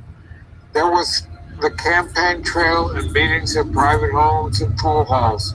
Most weekends I did not get in until 2 a.m. Saturday nights and Sundays, I got to spend time with Lola and the kids. While Elaine was making her mark on the political and social landscape of Northern California, another face of the party was at work in the underbelly. The military wing, or the cadre, as it was now called, was also establishing a new identity for itself. Under the leadership of Bethune, Boris Forbes, and Big Bob, the cadre attempted to maintain the party's influence over the wild streets of the East Bay. That meant the continued taxing of illegitimate capitalists. I recall one early morning excursion to ambush an individual who was resisting the taxation. 3 of us waited in hiding under the home of the owner of a large after-hours club who had stopped paying his dues. We wanted to send him a message. I was the driver, so when he came out, the others opened up with handguns. He returned fire, then retreated to his house, and we took off. Another time, 2 lamppost regulars who fancied themselves hustlers came into the restaurant. Over the course of their stay, they became disrespectful and boisterous, acting very insolent towards the comrades working that shift. Then they made some insulting references to Huey, Elaine, and the party, and left. At the beginning of Elaine's reign, it had been established that we wouldn't take any shit from anyone. A couple of nights later, those 2 brothers learned the meaning of shotgun justice. Many late-night missions dealt with our enemies, and before long, respect was secured for Elaine and the party. Sometimes the cadre gathered on Sundays to discuss discipline and other matters. We also went to the gun range to sharpen our aim, where we often encountered police officers at target practice. They were always looking to see what kind of weapons we were using, and we were always looking to see what kind of weapons they were using. We studied issues of guns and ammo to learn about the latest weapons or the newest shooting stances, lifted weights, practiced expanding our peripheral vision with eye exercises. Whether for business or pleasure, we spent a lot of time with one another. I became very close to many of these brothers, especially Tex, Big Bob Flores, the Duke, Perkins, Houseman Lewis, Bruce Deacon Washington, and Tim Thompson. In 1976, Elaine called up the remaining members of the Southern California chapter to Oakland. Only about 15 comrades were left in the chapter at that point, and Elaine decided they could be of more use to us in the Bay Area. Repression by the LAPD had grown so great that by 1972, the entire Southern California chapter had been forced underground, operating from rented rooms in the suburbs. For the past few years, they had functioned almost totally incognito, dressing up in Superfly outfits, the men wearing processed hair and big hats. The Los Angeles cadre had a very colorful band of characters: Lemuel, Russell, Tony, Almore, but no one stood out like Simba, a fiery, expressive Vietnam vet who always made sure you knew he was from Texas and they carried a snub-nosed 44 Magnum. He used to say to me, "Hey, D, you don't eat beef? Comrade, beef makes me mean, makes me ready to kill." He was as macho as they came. These comrades were seasoned veterans and we could use the manpower. Besides, Elaine had an old score to settle with the Los Santos coordinator, longtime Panther Jimmy Johnson. He was known to be abusive to sisters, including Elaine during her days in Los Angeles. Upon his arrival in Oakland, Jimmy was ordered to Elaine's penthouse, where he was surrounded, beaten mercilessly, and expelled. Corporal punishment had never really been established as a party policy. It just seemed to grow out of circumstances and our paramilitary ideology. It was not widely used. As a matter of fact, most comrades were unaware of its existence. But under Elaine, anybody who committed a serious violation of policy or rule could expect a visit. And for those in the cadre, there was less leniency. I understood Elaine's vision for the party probably better than anyone else, but I also knew she could be ruthless, particularly toward disobedient men. I'd witnessed the male chauvinism in the early days, how Eldridge got away with beating Kathleen, how brothers in leadership position got away with things that the brothers in rank and file dare not think of doing. Since her rise, Elaine had changed all that, of course, and it was the man who bore the brunt of her anger. Some certainly deserved it, but some did not. Elaine and I had been on the campaign trail day and night, constantly going from meeting to meeting. One night, on our way to yet another cocktail fundraiser, Elaine began to curse me out for something I had said or done. I made the mistake of responding with my own profanity, an echo of that incident years before. The next evening, I was told to report to Big Bob's apartment right away. When I got there, the lights were low. "Hey, D, you got 25 lashes coming for disrespecting Elaine," said Bob, his low voice, sometimes gravelly voice. "Take off your shirt." I had disrespected the current leader of the party. And to be truthful, if she were a man, I probably would not have responded the way I did. And that was something she detested. So now I had to accept my punishment. "Okay," I said to Big Bob, slowly and reluctantly taking off my shirt. I swallowed hard and looked at Big Bob, wondering what it would feel like to get 25 lashes with a bullwhip. I knew I could take a lot of pain, but could I endure this? The large penthouse had several thick wooden pillars in the living room. I grabbed the one in the middle of the floor and planted my feet, ready to receive my punishment. By the 13th lash, I began to feel the pain of the leather slicing into my back. I let go, hoping Bob would have some sympathy, hoping I could stall for time between strikes. "AD, put your hands back up," said Bob. He sounded a little irritated. I reached back up, grabbing hold of the beans, and the lashes continued. The low lighting and the old-fashioned wooden pillars seemed to distort my reality, alter time and space. For a split second, I felt I was elsewhere, in another place, another time, in the hull of a ship or on some plantation. Then it was over. His job done, Big Bob gently began to swab my wounds with alcohol, telling me, AD, you can't sleep with any community sisters until your wounds have healed, okay? The party had strict code against telling the outside world about this and other issues. Right on, I said, glad it was over. You want some yak? Said Bob. Yeah, I'll have some.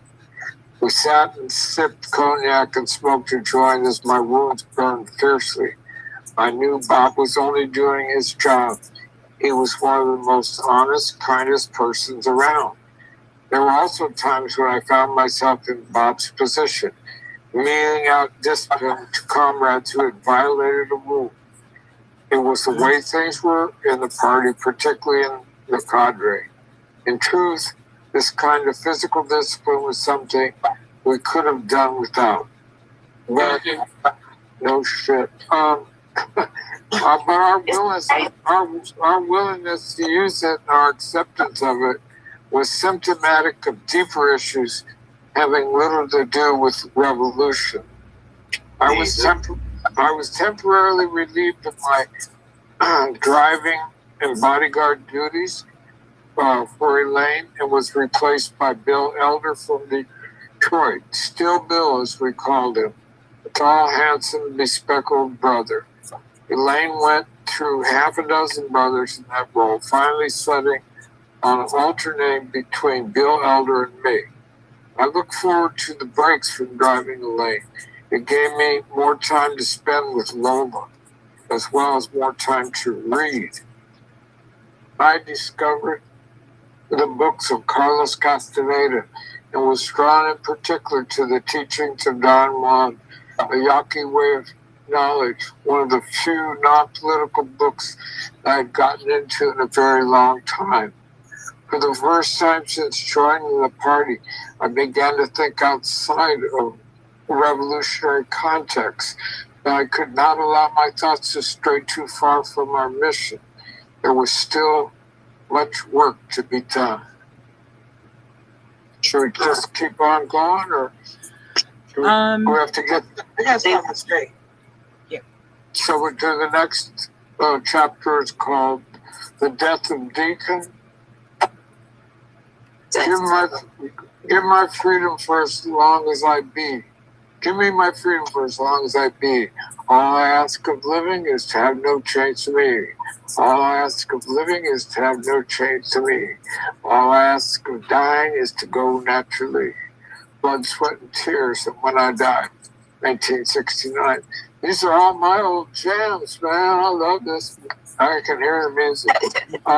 The Oakland Community Learning Center had become a popular hangout for young people in East Oakland. From the martial arts program to the CETA and team programs to movie nights. The party always paid close attention to security at any given time. There were one or two armed members of security squad at the center.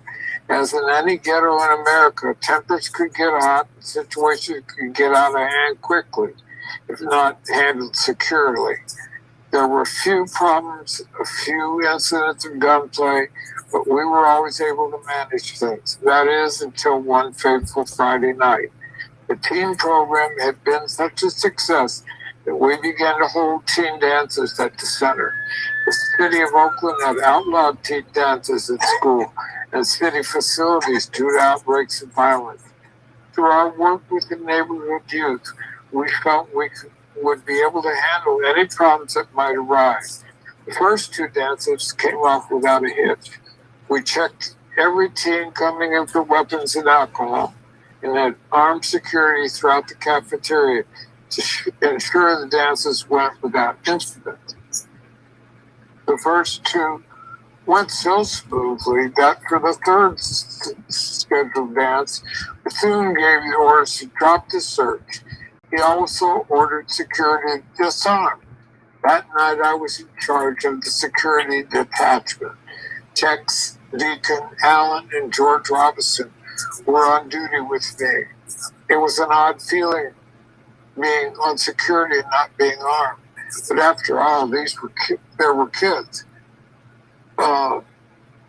Everything was going fine until the Brown brothers came in. They were two lanky, cocky, derby-wearing brothers, well known among East Oakland youth. They belonged to a gang called the Derbies. As an alternative to a pat-down, some of the comrade sisters had been assigned to dance with certain males to find out if they were packing. One of the sisters, Arlene, discovered that the Brown brothers were carrying weapons. She approached me and whispered in my ear, "Aaron, those two brothers have guns." "Which ones?" I asked. "The Brown brothers, the ones with the derbies." "Okay," I said. Alan and Tex were nearby, so I motioned to them, explained the situation. Slowly, we walked over to the two brothers who apparently had been drinking before coming to the dance and were obviously intoxicated and talking loudly.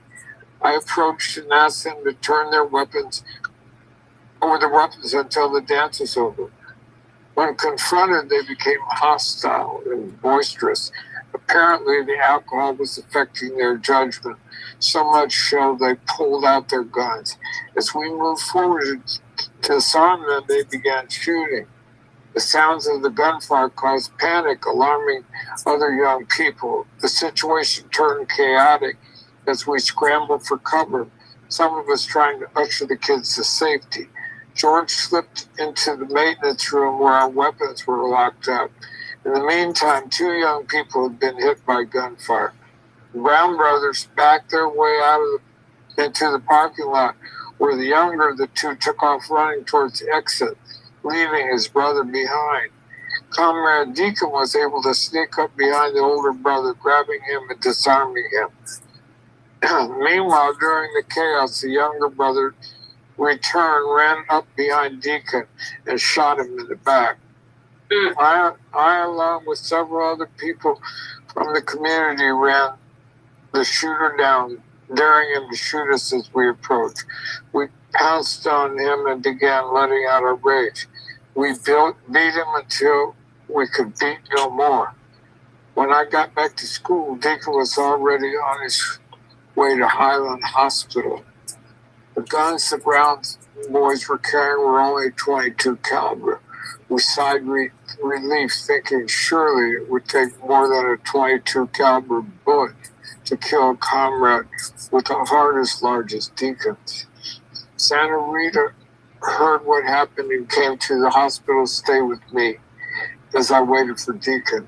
When the doctor came out after several hours and told us Deacon was dead, we thought maybe he was joking or maybe he was talking about another black casualty. But it was true. Deacon was gone. He and I had been assigned to the security guard squad together. We were a two-man cadre, spending time cleaning weapons, pulling security. I first met him in West Oakland after the split with Eldridge, when he was assigned to central headquarters after arriving from Philadelphia.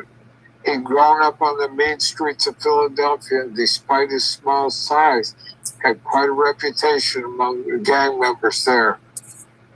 After joining the party, he distinguished himself in battle against the Philly police. He was now a fallen comrade, leaving behind a small son. That night, as I was lying next to Lola, I thought about how indiscriminate death was. It wasn't so much that we would be burying another comrade, and that was something we were used to by now, but the fact that Deacon had died during one of the more peaceful periods of the party, and he died at the hands of kids, our own community kids. His death also exposed me to my own vulnerability, which up to this point I had never really given much thought. We and the cadre were very close. We trained together. went out at night for business or pleasure together. At times it seemed we knew what each other was thinking. To lose someone as close as Deacon was painful. Several nights later, these three comrades entered Highland Hospital, the same hospital where Deacon had drawn his last breath. One carried a dagger and a hypodermic needle filled with battery acid. Another carried a green duffel bag with an AK-47 inside.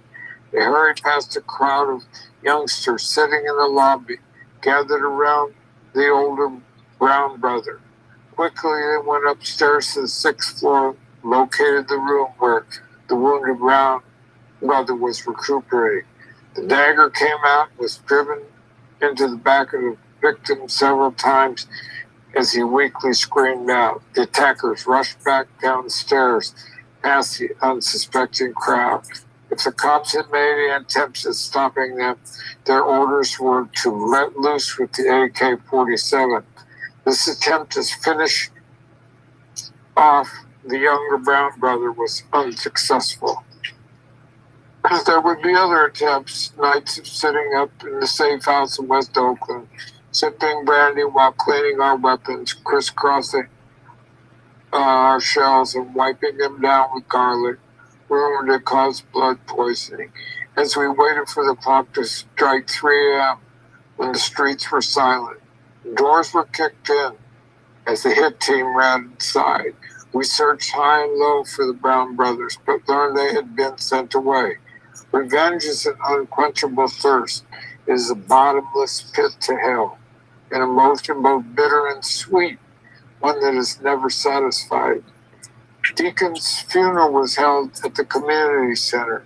Armed Philly Panthers stood at parade rest with their shotguns, wearing black berets and powder blue shirts.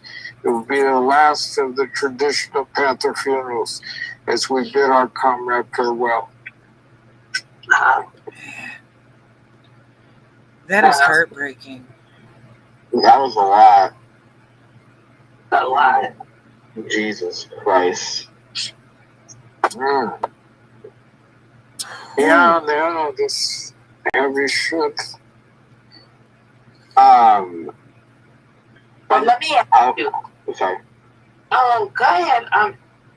Gabby, you could go ahead. It's just one thing. I was just gonna say, when it got to the part when they were talking about how some of them would discipline some of the members, that really took me off guard, right? Like just like how brutal the disciplines were. I assume it was different from chapter to chapter, and that it wasn't all the same. I hope it wasn't all the same, because God, that sounds fucking horrible.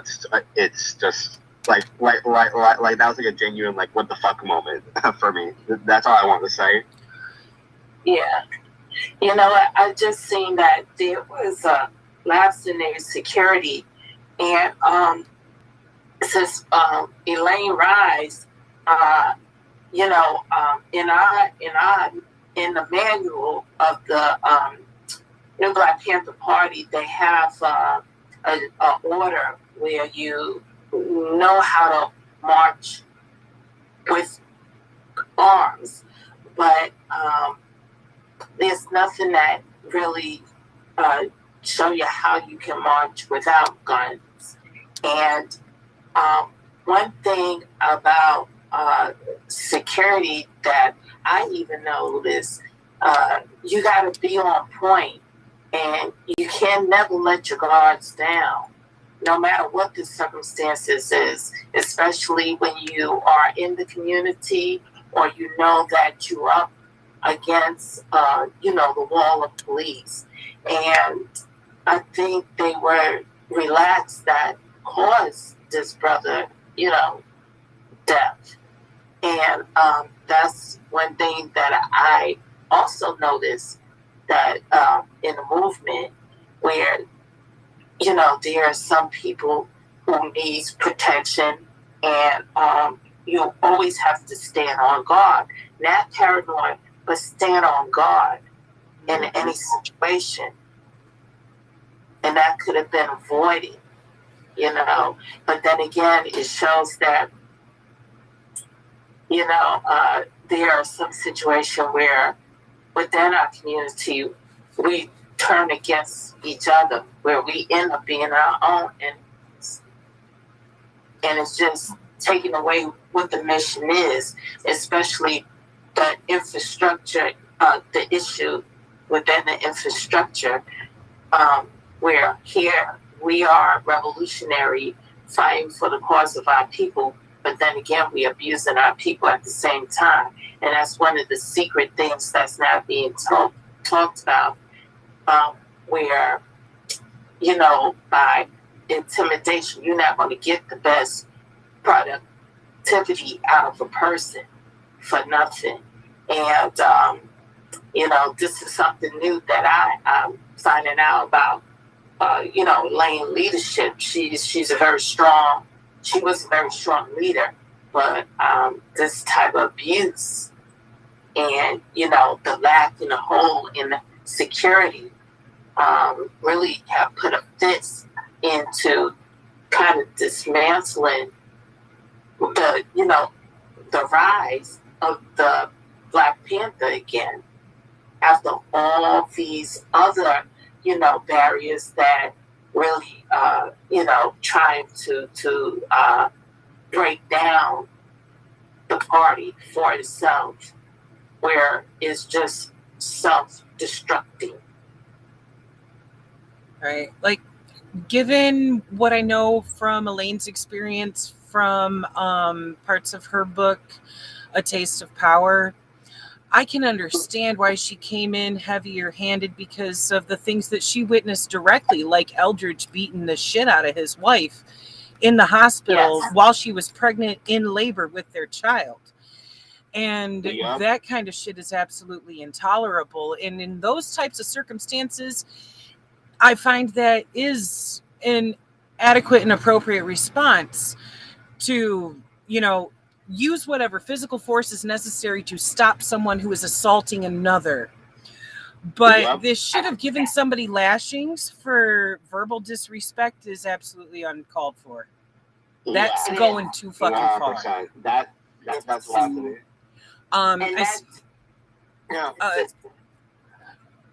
Sorry to interrupt. I just wanted to point out that both Comrade Shay and Comrade Andy have their hands up too and had some input to put on the table, and we are running short on time. So I want to give them an opportunity to speak as well. So the floor is yours, Comrade Shay, and then when you're done, Comrade Andy's. You know, I disagree totally with them lashes. Mm-hmm. That's you know what that sounds like? That sounds like the master lashing the slave. Yep. The master used to do that. The slave master used to lash slaves for anything, practically. Every little thing, they used to get slashed. And now the Panthers follow up. Who were they reflecting? Were they reflecting revolutionaries, or were they reflecting the slave master? Exactly. That's kind of revolutionary. That's how I see it. You know, and I'm totally against that kind of stuff. That's torture. You know, I mean, it's the same thing in prisons. You know, I can't accept it. I can't accept it. I also want to know how you reduce a scream pit. Because when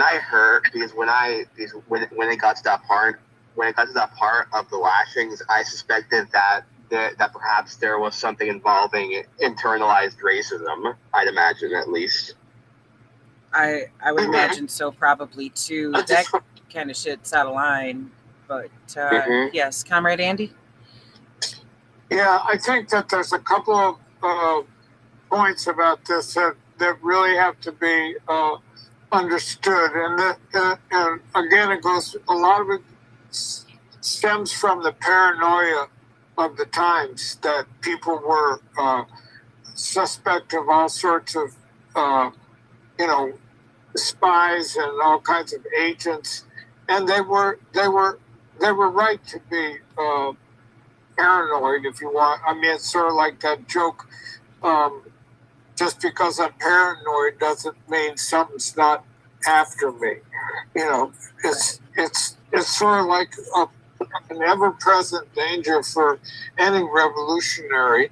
And the agents, I mean, I know people who were blown up because of agents taught them how to build a bomb. And they thought, well, we're going to use this bomb to strike a blow for freedom. And they were being taught by a government agent who taught them to cross the wires wrong, and they blew themselves up. Wow. Now, I knew 3 people who died that way. I think that the twist that's really hard to grasp is that we're not really trained military people. You know, these are young people who are acquainting themselves with weapons and stuff like that. But like some revolutionaries that came out of World War II, like from like say Anna's father's generation or people who mentored me, they were experienced combat veterans. They knew a lot about the chain of command, orders, all this kind of stuff. And a lot of the young people in the 60s, they were winging it. They had not lived under military discipline. They had not gone through most of them, you know, so they were winging it. And there's a tremendous romance and fascination with guns and violent revenge. Every once in a while I'll watch, Goodfellas again, just because nobody takes any shit. You don't have to take no shit. That's the whole fantasy of revenge. We have to disassociate ourselves from everything that the ruling class has to offer. And one of them is revenge fantasy.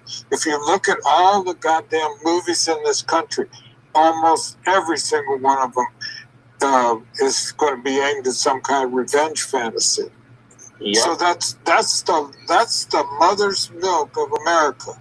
That if you get fucked with, you can grab a gun and blow somebody up, and that has an appeal, you know. And people make mistakes, but these are, in the final analysis, these are serious political mistakes that separated the political leaders from the people. The people began to look at this and say, "What is this? What is this? That's not what we want." I mean, I know 20 mothers in Chicago who've lost their kid to gun violence. I know them personally. I've sat with them. I've gone to the memorials. And this is, they don't think that more guns is the solution. Well, I try to convince them self-defense is good, but like just gun revenge, man, that shit is dead, and people hate it. Right. It's one thing to carry when putting boots to the ground in order to protect yourself and your comrades around you. It is another thing to be doing like the Brown brothers were in carrying, coming into a dance that is supposed to be a peaceful, enjoyable occasion for comrades to come together and live life, because that's what we do this work for, is to be able to bring quality of life back to the fucking table. Instead, they let their egos override their ass when being asked, "Hey, we need you to, relinquish your weapons for the time being, and you can have them back at the end of the dance." And they wanted to challenge that, and that was absolutely wrong. And look, now a couple of kids got shot. One of the brothers in the cadre got shot and killed. And it just escalated this revenge cycle, and it was absolutely fucking unnecessary. And I see we've got a couple more hands up here. Sister Comrade Anna, what would you like to bring to the table? Okay, I just wanted to briefly say, based on the reading right now, it really reflects to exactly what is taken in part of the revolution, in which we are trained, we are prepared, to actually combat discrimination, racism. Mhm. But there's one thing that I noticed, which less emphasis is being placed on, is to look at the holistic view of the Conrad, where mental health means everything. Yep. You'd be surprised that there are more sick people trying to help those in the community when they are the ones who really need therapy. And there's nothing wrong with therapy. That's why you had people like Eldrick Cleveland going off. We don't know how it is to walk in his shoes, but we see the results of this angry man where he went off on a woman. And the one thing about the Black movement, they identified women as the queen and lifting up the queen. And if you touch one of our queen, we're going to knock you out, do this and do that. But look what they're doing. Look what they're doing. And then when Huey knew it, which, Brother Chad Hammond, he wasn't no angel. He was very talented as well. But the one thing that we really need to look at is the holistic view of the Conrad. It's good to train for the people. That's the reason why we are the frontline warriors. But then again, you have to look at the Conrad as well and show them appreciation of them being part of the party and seeing what are their triggers. Mm-hmm. and look to see what we can do to work and seek a resolution or see if they are really stable enough to actually be a frontline warrior. Because if it's a lot going down, you have people who come out the military because they have been in a war zone area. You don't know if that PTSD gonna flare up, or what would trigger them, where they would just go ballistic, and that's one that we gotta look into. And that's the reason why we need to bring more licensures in here. It need to be more calm period where we can, have those moments of enlightenment, form of therapy, and just value that Conrad and see what is this trigger and what can relax him, or her. Right. That's all I want to say. It's very important, and that's one reason why we definitely need to rebuild the healthcare facet of the Serve the People programs, not just for our communities, but for us too, because the work is stressful, and we can see in these autobiographies where that ends up coming out in interactions between cadre, and it's heartbreaking. It's really fucking heartbreaking to see this type of stuff happen. And a lot of it does come down to being extremely stressed and not necessarily having the tools in our tool belt to cope with some of that when it comes to situations like this. Like, that should have been a nice, relaxing evening for them to enjoy life together. And instead it turned violent because of ego overriding ass and probably a lot of anxiety and a lot of stress building up and created conflict there, and it never should have had to come to that. Stigma. Yeah, we have to look at the stigma, because you know what, to be a man in a ghetto or black male, or just living a hard life. Oh no, you can't seek therapy, because you know what, that means that you're weak. So in the Black community and Latino community, it's like, you got to deal with your situation. You got to internalize it. You got to really bury it down. And you don't know. It will just manifest and just grow, where you're going to just launch out at people. And this is something, like you say, sister, in which is a health matter, in which have not been addressed and looked at. It's something I have worked on building, and people look at it, well, It's still healthy. No, it's not. It's something. Before you can shout any kind of power, you got to shout black. Oh, no, excuse me. You got to shout out health power. Yes. You know, Yep. you're not going to be a service to people if you're not, if you're a disservice to your own self. You know? Exactly. Absolutely. And I want to highlight one of the things you said there, because that's one of those really fucked societal paradigms that has been indoctrinated into us from the get-go by white supremacist capitalist patriarchy, trying to tell men that it is a sign of weakness to seek therapy. Fuck no, it's not. That is a strength to seek therapy, to be able to be vulnerable and talk about what is going on internally and to be able to address it and work on healing it. That is a strength.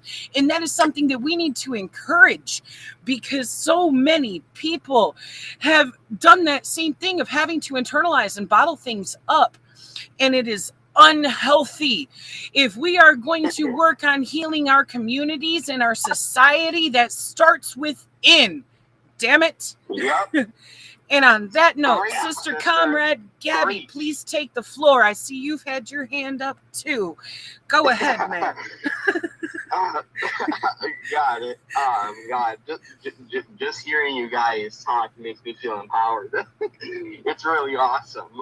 I was gonna build off what you guys said and what Sister Anna was saying, right? Where oftentimes is people who are neurodivergent and who need therapy and mental health, who are oftentimes the ones who end up helping others within their communities, right?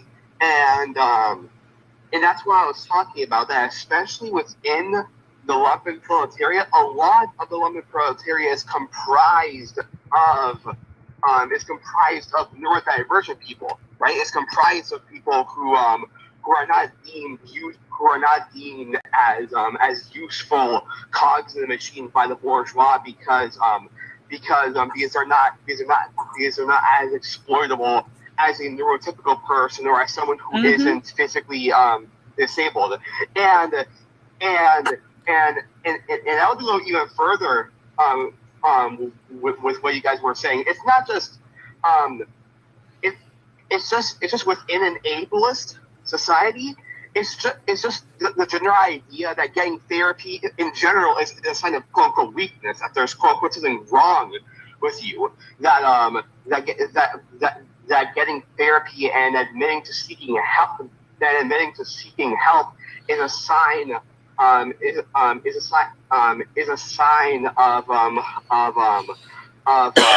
you being weak. But that is not true. Mental health and being able to just talk your shit out with someone is a human right. Yep. It's a necessity. It is something that we all need.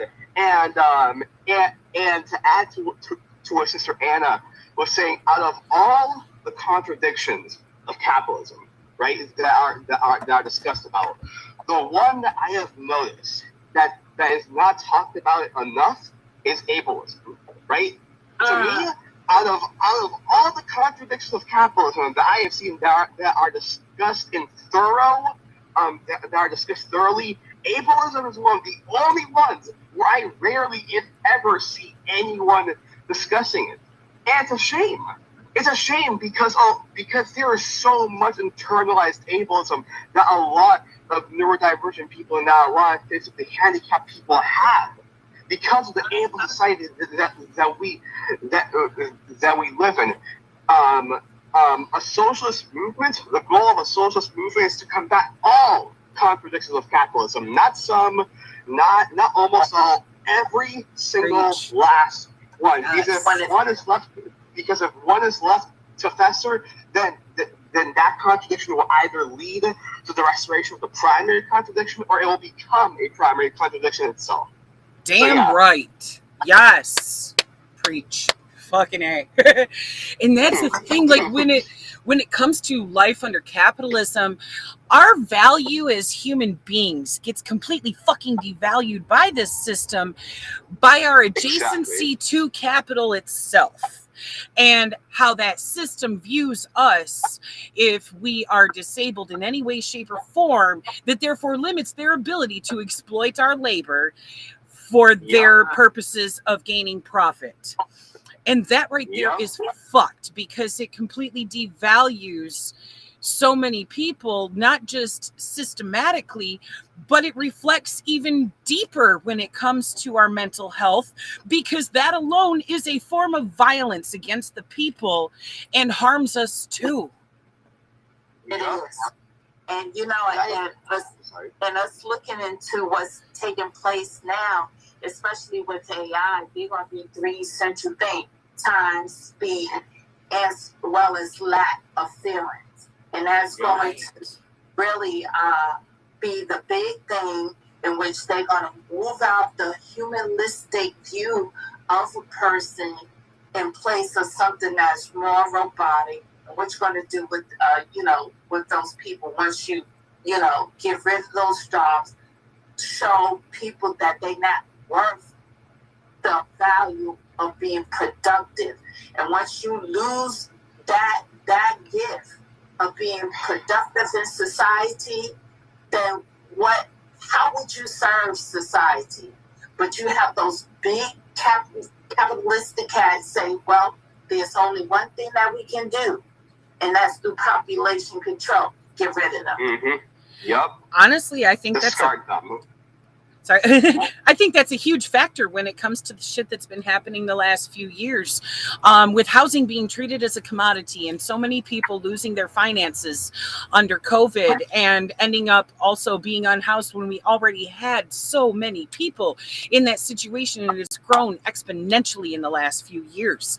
And that is a huge facet of population control, because when you are left without the means to house yourself and the ability to protect yourself from the elements, that is a violation of your human rights that harms your life itself. And this is one of those things we really need to address, because housing is necessary for survival, therefore it is a human right. Right. Yes. And they are, society is really blanking in this situation. But one thing I have to say quickly, that I noticed what the young generation age group is doing. Not only you have people that's homeless, now you have more people that's houseless. They say, why would I pay this bill? After 9/11, take New York for instance, you had the mostly rich people who lived in that area but were scared to death in addition of paying that high rent and mortgage and condo. They say, hey, why would I work so many hours and put so much into an apartment where you look into your condo, your home, and you have nothing in it practically, because you paying like what, $1,600, $1,800, $2,000 worth of mortgage and rent? Why not? Which they start moving into Spanish Harlem and home, where they pay something like $500 or $600, $800, where they be able to enjoy life and go and travel. You know what I'm saying? So now you got the young people who saying, hey, why would I go ahead and pay another person all the money that I made when I could buy a van and live there? When I could go in a bus and live there. And it's just as big and beautiful as an apartment, but guess what? It's there. And you'll see that a lot of young people saying, you know what? Forget trying to get credit. I'm trying to save money, you know? And I appreciate you for that. Instead of falling into the loophole, you got to go to college. So this way, you have the government saying, now you owe $75,000. Exactly. Preach. You know what I'm saying? I do. Pull it away. You are speaking right to my soul, because on multiple facets, like I'm one of those people who was going to college to become a surgeon, and like I'm even after paying out of pocket for my first degree, I am over $50,000 in debt for the following degrees. And it's a shame that I ended up fucking my back up in a car wreck and have never been able to make use of those degrees. And not only that, it removed me from that adjacency to capital and deemed me lumpen because I can no longer be fucking exploited. And you know what they doing, sis and brothers? Fire away. What they doing, sisters, is that they taking away all the trades. Exactly. That's what I'm saying. Yep. Sister Anna, can I add to what you said? Could I add to what you said, Sister Anna? Uh-huh. I was just going to say that no, yeah, you are 100% correct because like when you're growing up, because I've said this before and I'll say it again, and in fact I believe Joey himself said this when we discussed that at a certain point, but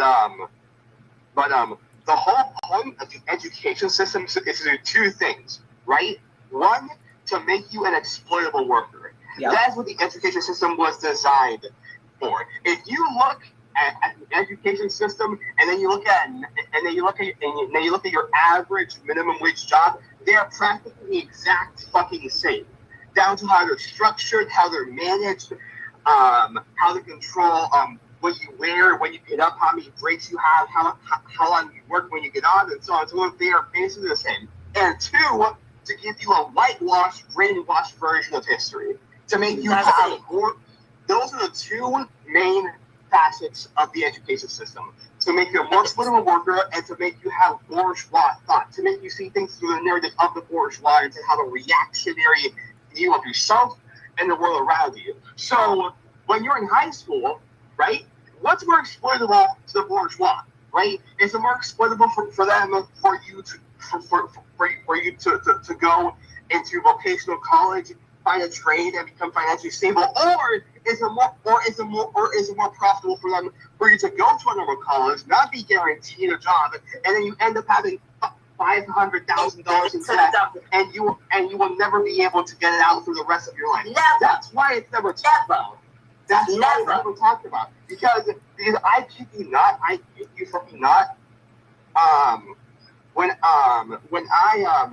because in my high school, I am so glad, right? Because my school counselor actually cares about us and isn't a piece of shit. She actually took us to a vocational college for free, and she showed us around to all of the trade jobs. And I'm so glad for my school counselors. But most schools aren't like that. Most schools. I'm sorry. I was gonna say most schools. I'm sorry. No, go ahead, sis. Because what you're saying is absolutely correct. And I want to add to that. Now what they're doing is shifting the need for education by making us indebted to the government.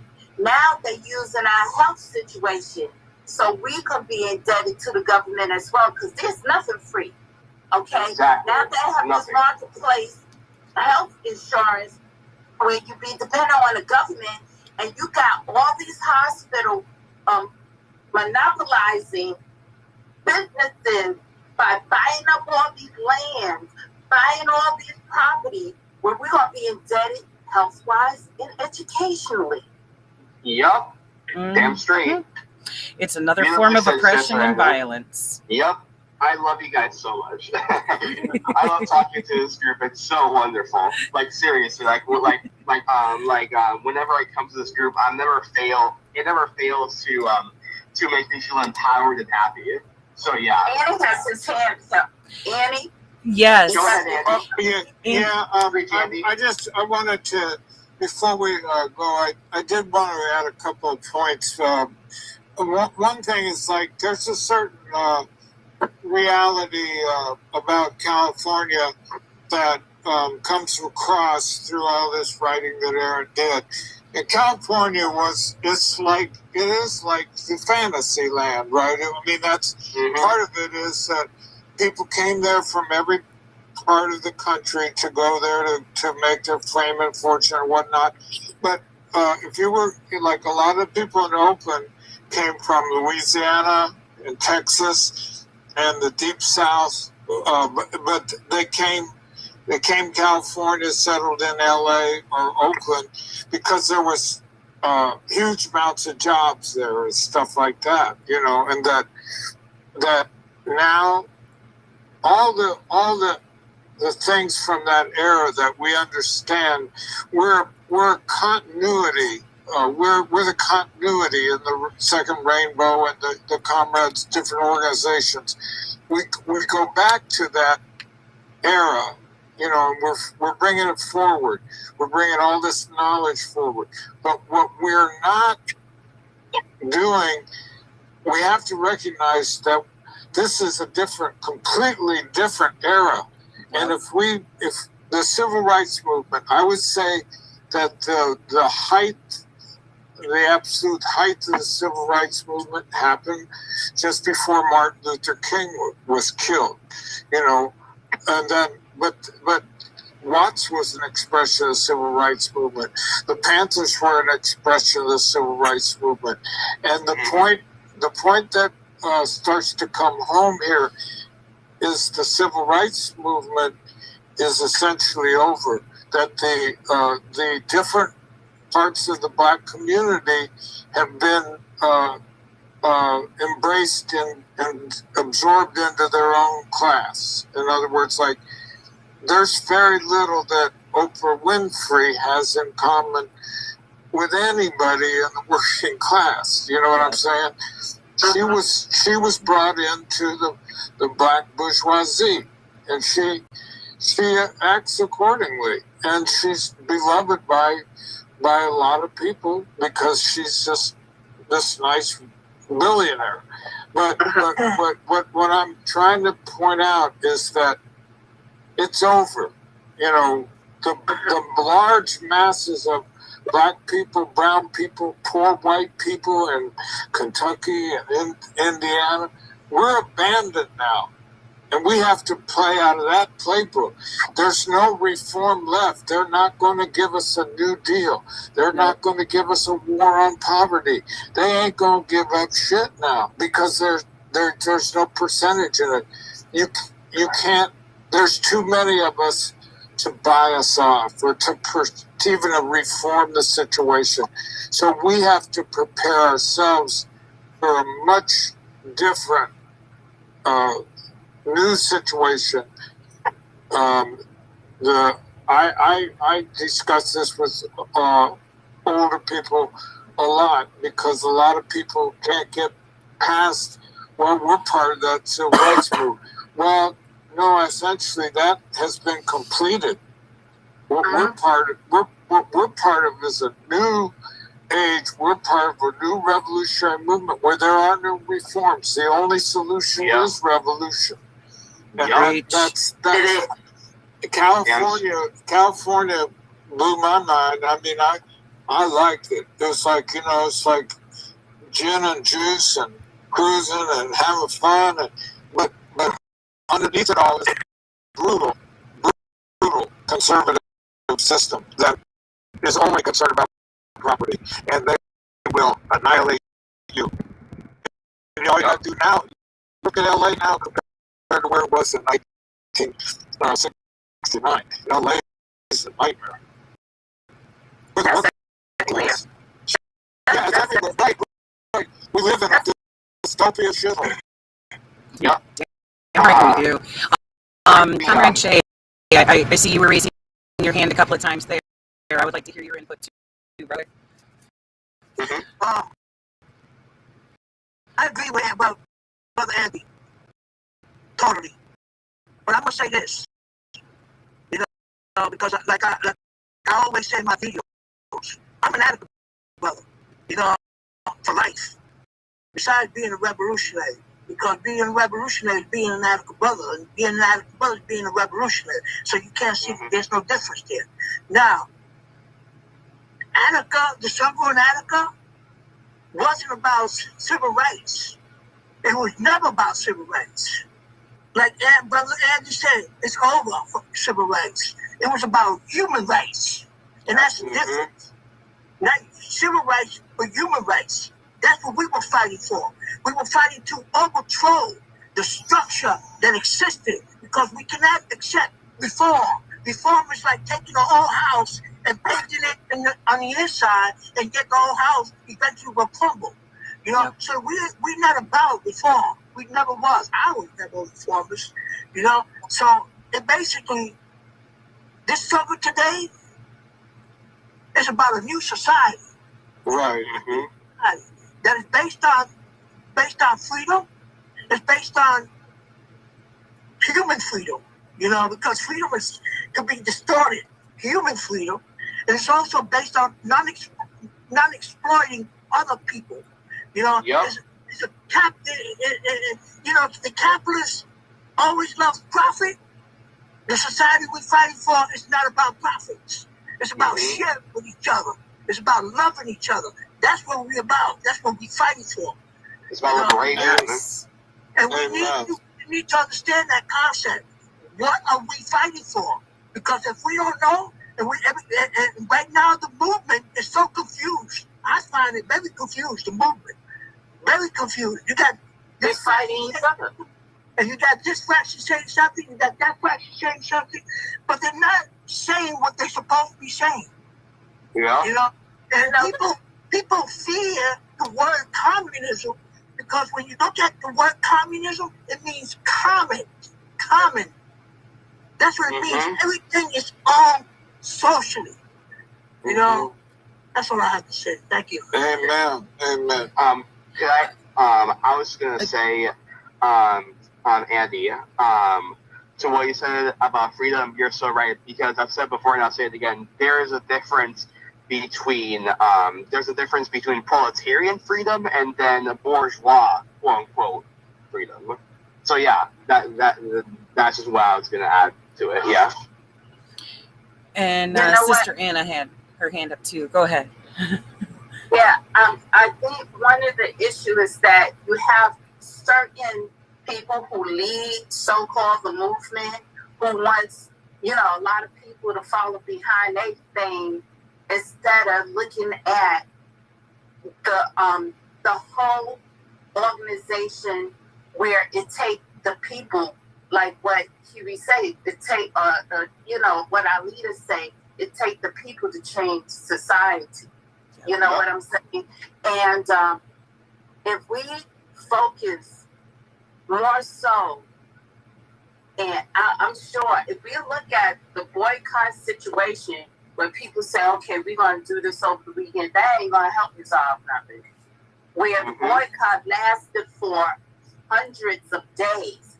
But if we, as revolutionary, as far as you know, people in our community, just be more conservative about our money and not invest it in the economy, I bet you a lot of things will change. Just do what you need to do.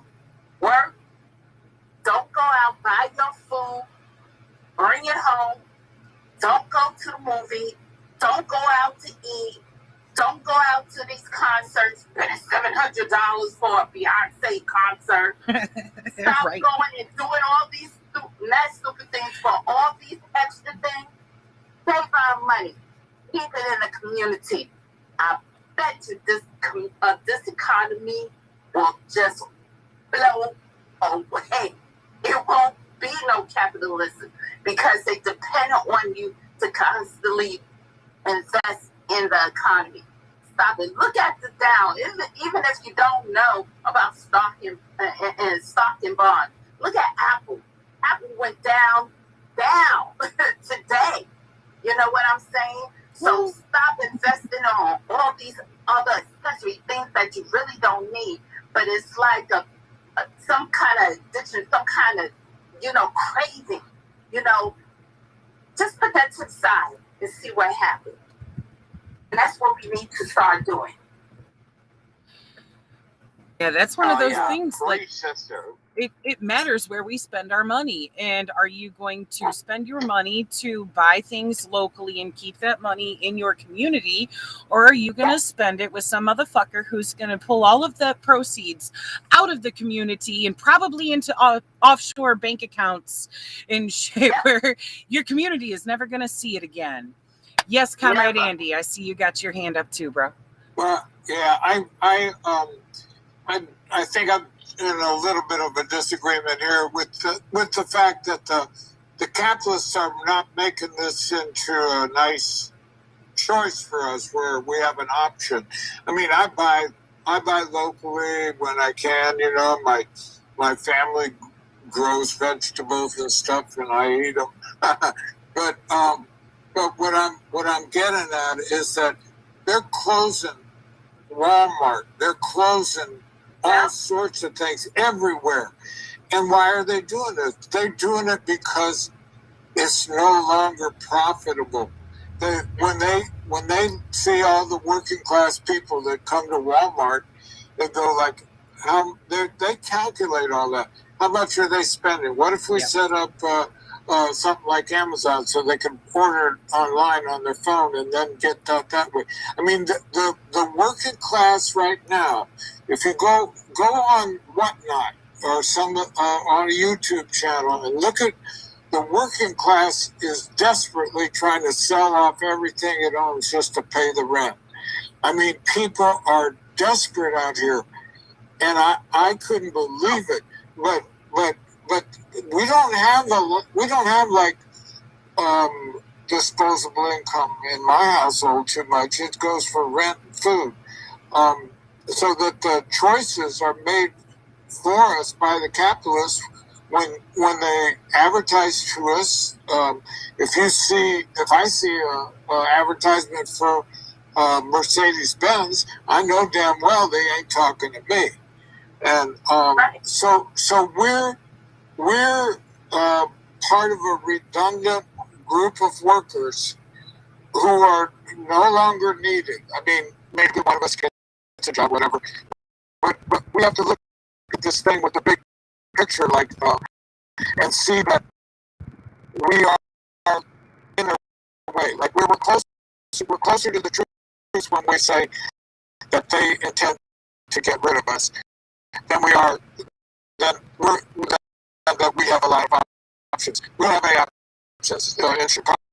You buy your groceries where the groceries are. If you live in the most oppressed areas, there ain't no grocery store there. There's a dollar store, or there's some other liquor store where you can get a can of sardines. It's bullshit. And they built And I have a question. Huh? I have a question. I was just saying, is the same thing happening with all these as well? I was just curious. We have all these. They were real run down for a while. Now they're built back up, and it's a pretty good place to shop. But Brother Andy, look what you're saying. You mentioned that all these businesses like the Beast of Bentonville, Walmart, read up on them. All these businesses that have been open 24/7 when the whole country has shut down that are Trump supporters. You have Wendy's, you have McDonald's, you have the Beast of Bentonville, Walmart. You have all these markets, these grocery stores that have been very active in taking our money. But if you stop investing in those type of businesses, I know it's addicted just like drugs. I'm sure we will be pulling away from the the capitalist system, which trying to drive us back into doing that. You know. Well, the only thing I would say is about that is that we actually have an option that I think will work. Boycotts have only had limited success in history, and I think that one of the best was in the original American Revolution. You didn't buy English tea, no matter how much you liked it. And then some people said, well, I like English tea a lot. The hell with the boycott. I'm going to have my tea. Well, those people got their asses kicked. That's what happened. That if you're going to have an effective boycott, you have to be prepared to, take care of anybody who's, But the more, to my mind, the more important thing to do is to rally the people around the fact that there is an abundance, that all that stuff that's going into the landfill, all those brand new vacuum cleaners and every other goddamn thing, that could be yours. We have to organize to take the abundance. We're not deprived. We're only deprived because So there it is. It's all there. We have to organize and the people will grasp this vision. Yeah. They will say, "God damn it, you're right. We could have it all. Why won't we? Why? Let's organize to take it all." I believe that it'll happen. It'll break like a tidal wave. One thing I just want to add. Go ahead, Gabby. No, I was just going to say, with what Andy, with what you were saying, Andy, that you're 100% correct in that we do have abundance. And I said before, and I'll say it again, what we have is not a resource problem. It's a socioeconomic problem. Right. It's only a socioeconomic problem. There are enough houses in the U.S. to house every single last homeless person who would still have more than enough. That's right. Which was, in fact, I believe I read somewhere, with just 1% of Jeff Bezos' wealth, he could end world hunger. Just like that. With just 1% of his wealth, he could end world hunger. Just like that.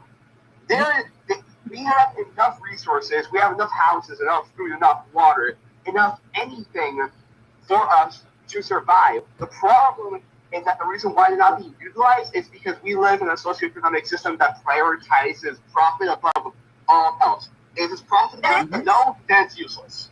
That's the society that we live in. Look what they do at the end of a business with these 24-hour restaurants. Excuse me, that's 24 hours for Wendy's and Hardee's. They throw all the food away. Yeah, you know what I saw? And they call it a federal crime. And it's fleecing of America. It's artificial scarcity. Yep. That's part of the design there behind not just that fact of them throwing away resources that they could be distributing to people who need it, but also the closing down of the grocery stores, the creation of these food deserts. It is artificial fucking scarcity. That's what they're doing with the housing market. That's what they are doing with all of these things that are necessities for life itself being treated as fucking commodities. And that right there is a lack of ethics. And this brings my thoughts like full circle back to something that both Andy and Shay were pointing out a few minutes ago. When it comes to the way that this system operates, the reason why we need revolution and not fucking reformism is because we need to build a system based on ethics. But look what they're doing to the banks. But look what they're doing to the banks. Before it was FDIC, now it's that. Right. Check your bank.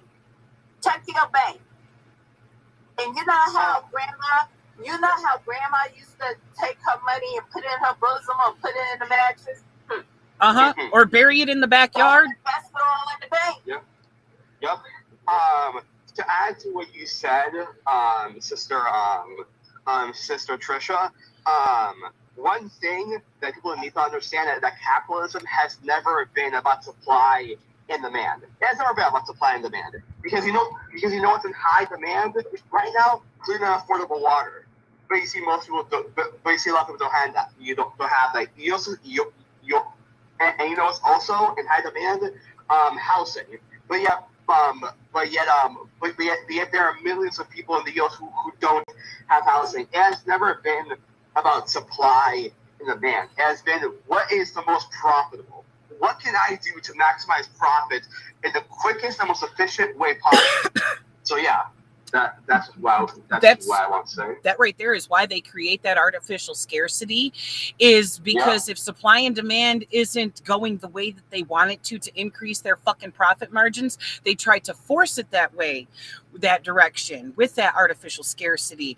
I mean, you see it even on shit that it's like, okay, you can find a jar of fucking honey that has been sealed for a couple thousand years and that shit's still edible, but these motherfuckers want to put an expiration date on it in the grocery store. We are collecting Himalayan salt to salt our food with that has been in existence for thousands of fucking years, and it's got an expiration date on it. Motherfucker, don't tell me that shit goes bad. The only way it's gonna go bad is if you don't seal your shit and it gets moisture in there. Come on now. These things are designed to trigger people, and they'll see that expiration date and like, oh fuck, I gotta throw this away and go buy more. No, you don't. There are only, that might apply to certain things like chicken that ain't frozen. By all means, if it's more than 2 days old, toss that shit so you don't get sick. But other things, it's like, no. And like Andy was saying a minute ago about like vacuums and shit. Yep, the household goods that we see being thrown away in the landfills and shit. Man, do you know how many times my mom and I have stopped on the side of the road junkin', grabbing a couple $1,000 Kirby out of somebody's shit pile at the road, like, I'm gonna take this to the store to get it fixed. Because in Flint, we had a Kirby shop that we could just take shit to, like, can you repair this? And it might cost us $100 or $200 to get whatever fixed on that motherfucker, but that's a couple $1,000 vacuum. Why should that hit the landfill when it can easily be replaced? I mean, and we've done that countless times. We have had a whole collection of Kirby vacuums to distribute through our family from doing shit like getting a cord replaced. We are so wasteful with things that we do not need to be. Sister Anna, I was just gonna add that repair on that vacuum that may have costed $100-$200. Does it amount to what the actual volume to what the actual vacuum actually costs, which is probably like $1,000. Those vacuums are easily $2,000 to $3,000. Brand new. Jesus Christ. Yeah, but they'll last you your lifetime, your children's lifetime, and possibly into your grandchildren's lifetime too, because the Kirby don't fucking give up. It is. Andy, you got your hands up? Yeah. I think it's Andy. Andy, there? You're on mute. No, I didn't have anything to add. I'm sorry. It's fine, Andy. Oh, it must have still been up from the last time.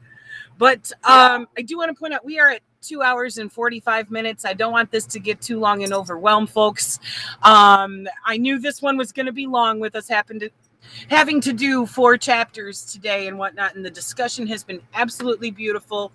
But I do want to ask if anybody has any other thoughts to throw out there in conclusion tonight before we wrap things up, then by all means, speak your piece.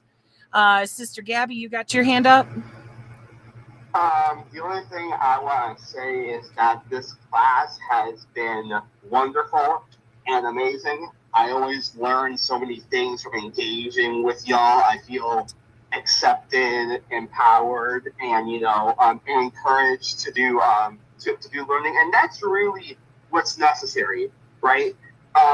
When you're educating someone and when you're teaching someone some shit they don't know, you don't just go full blast on something that they have no idea what the fuck you're talking about, or they just dogpile on them. You have to engage with them with the knowledge that they already know and build off of that until they are as knowledgeable or more knowledgeable than you. And right, meet them where they're at. This group has made me feel that every single time, and I just love and adore every single last one of you. Y'all are awesome. So yeah, that's what I want to say. I just want to say, and it go by a quote, without revolutionary theory, there is no revolutionary movement. And everybody input from our youngest member to our oldest member, or seasoned member, I should say, is so valuable. And that only is where we can engage and interact with each other and share ideas, but we can take this information and apply it to our situation, take it back to our community, our organization, or even in our home, and start doing when we see that, oh yeah, maybe I should sit at a dining room table and start eating right there instead in front of a television. That's revolutionary. Or change my way where, I was probably talking kind of shysty to the sister brother. Let me change my tone. And just take what we read and just see what we can do to improve ourselves where, hey, let me go and start saving more and not give it to the beast of Bentonville who profit off of their employees. That's why their price is so damn competitive, except if you go to another Walmart and then they want to throw your ass out. But, it's conversation that starts here instead of people telling you, oh, let's talk and more work. No, more talk. Yeah.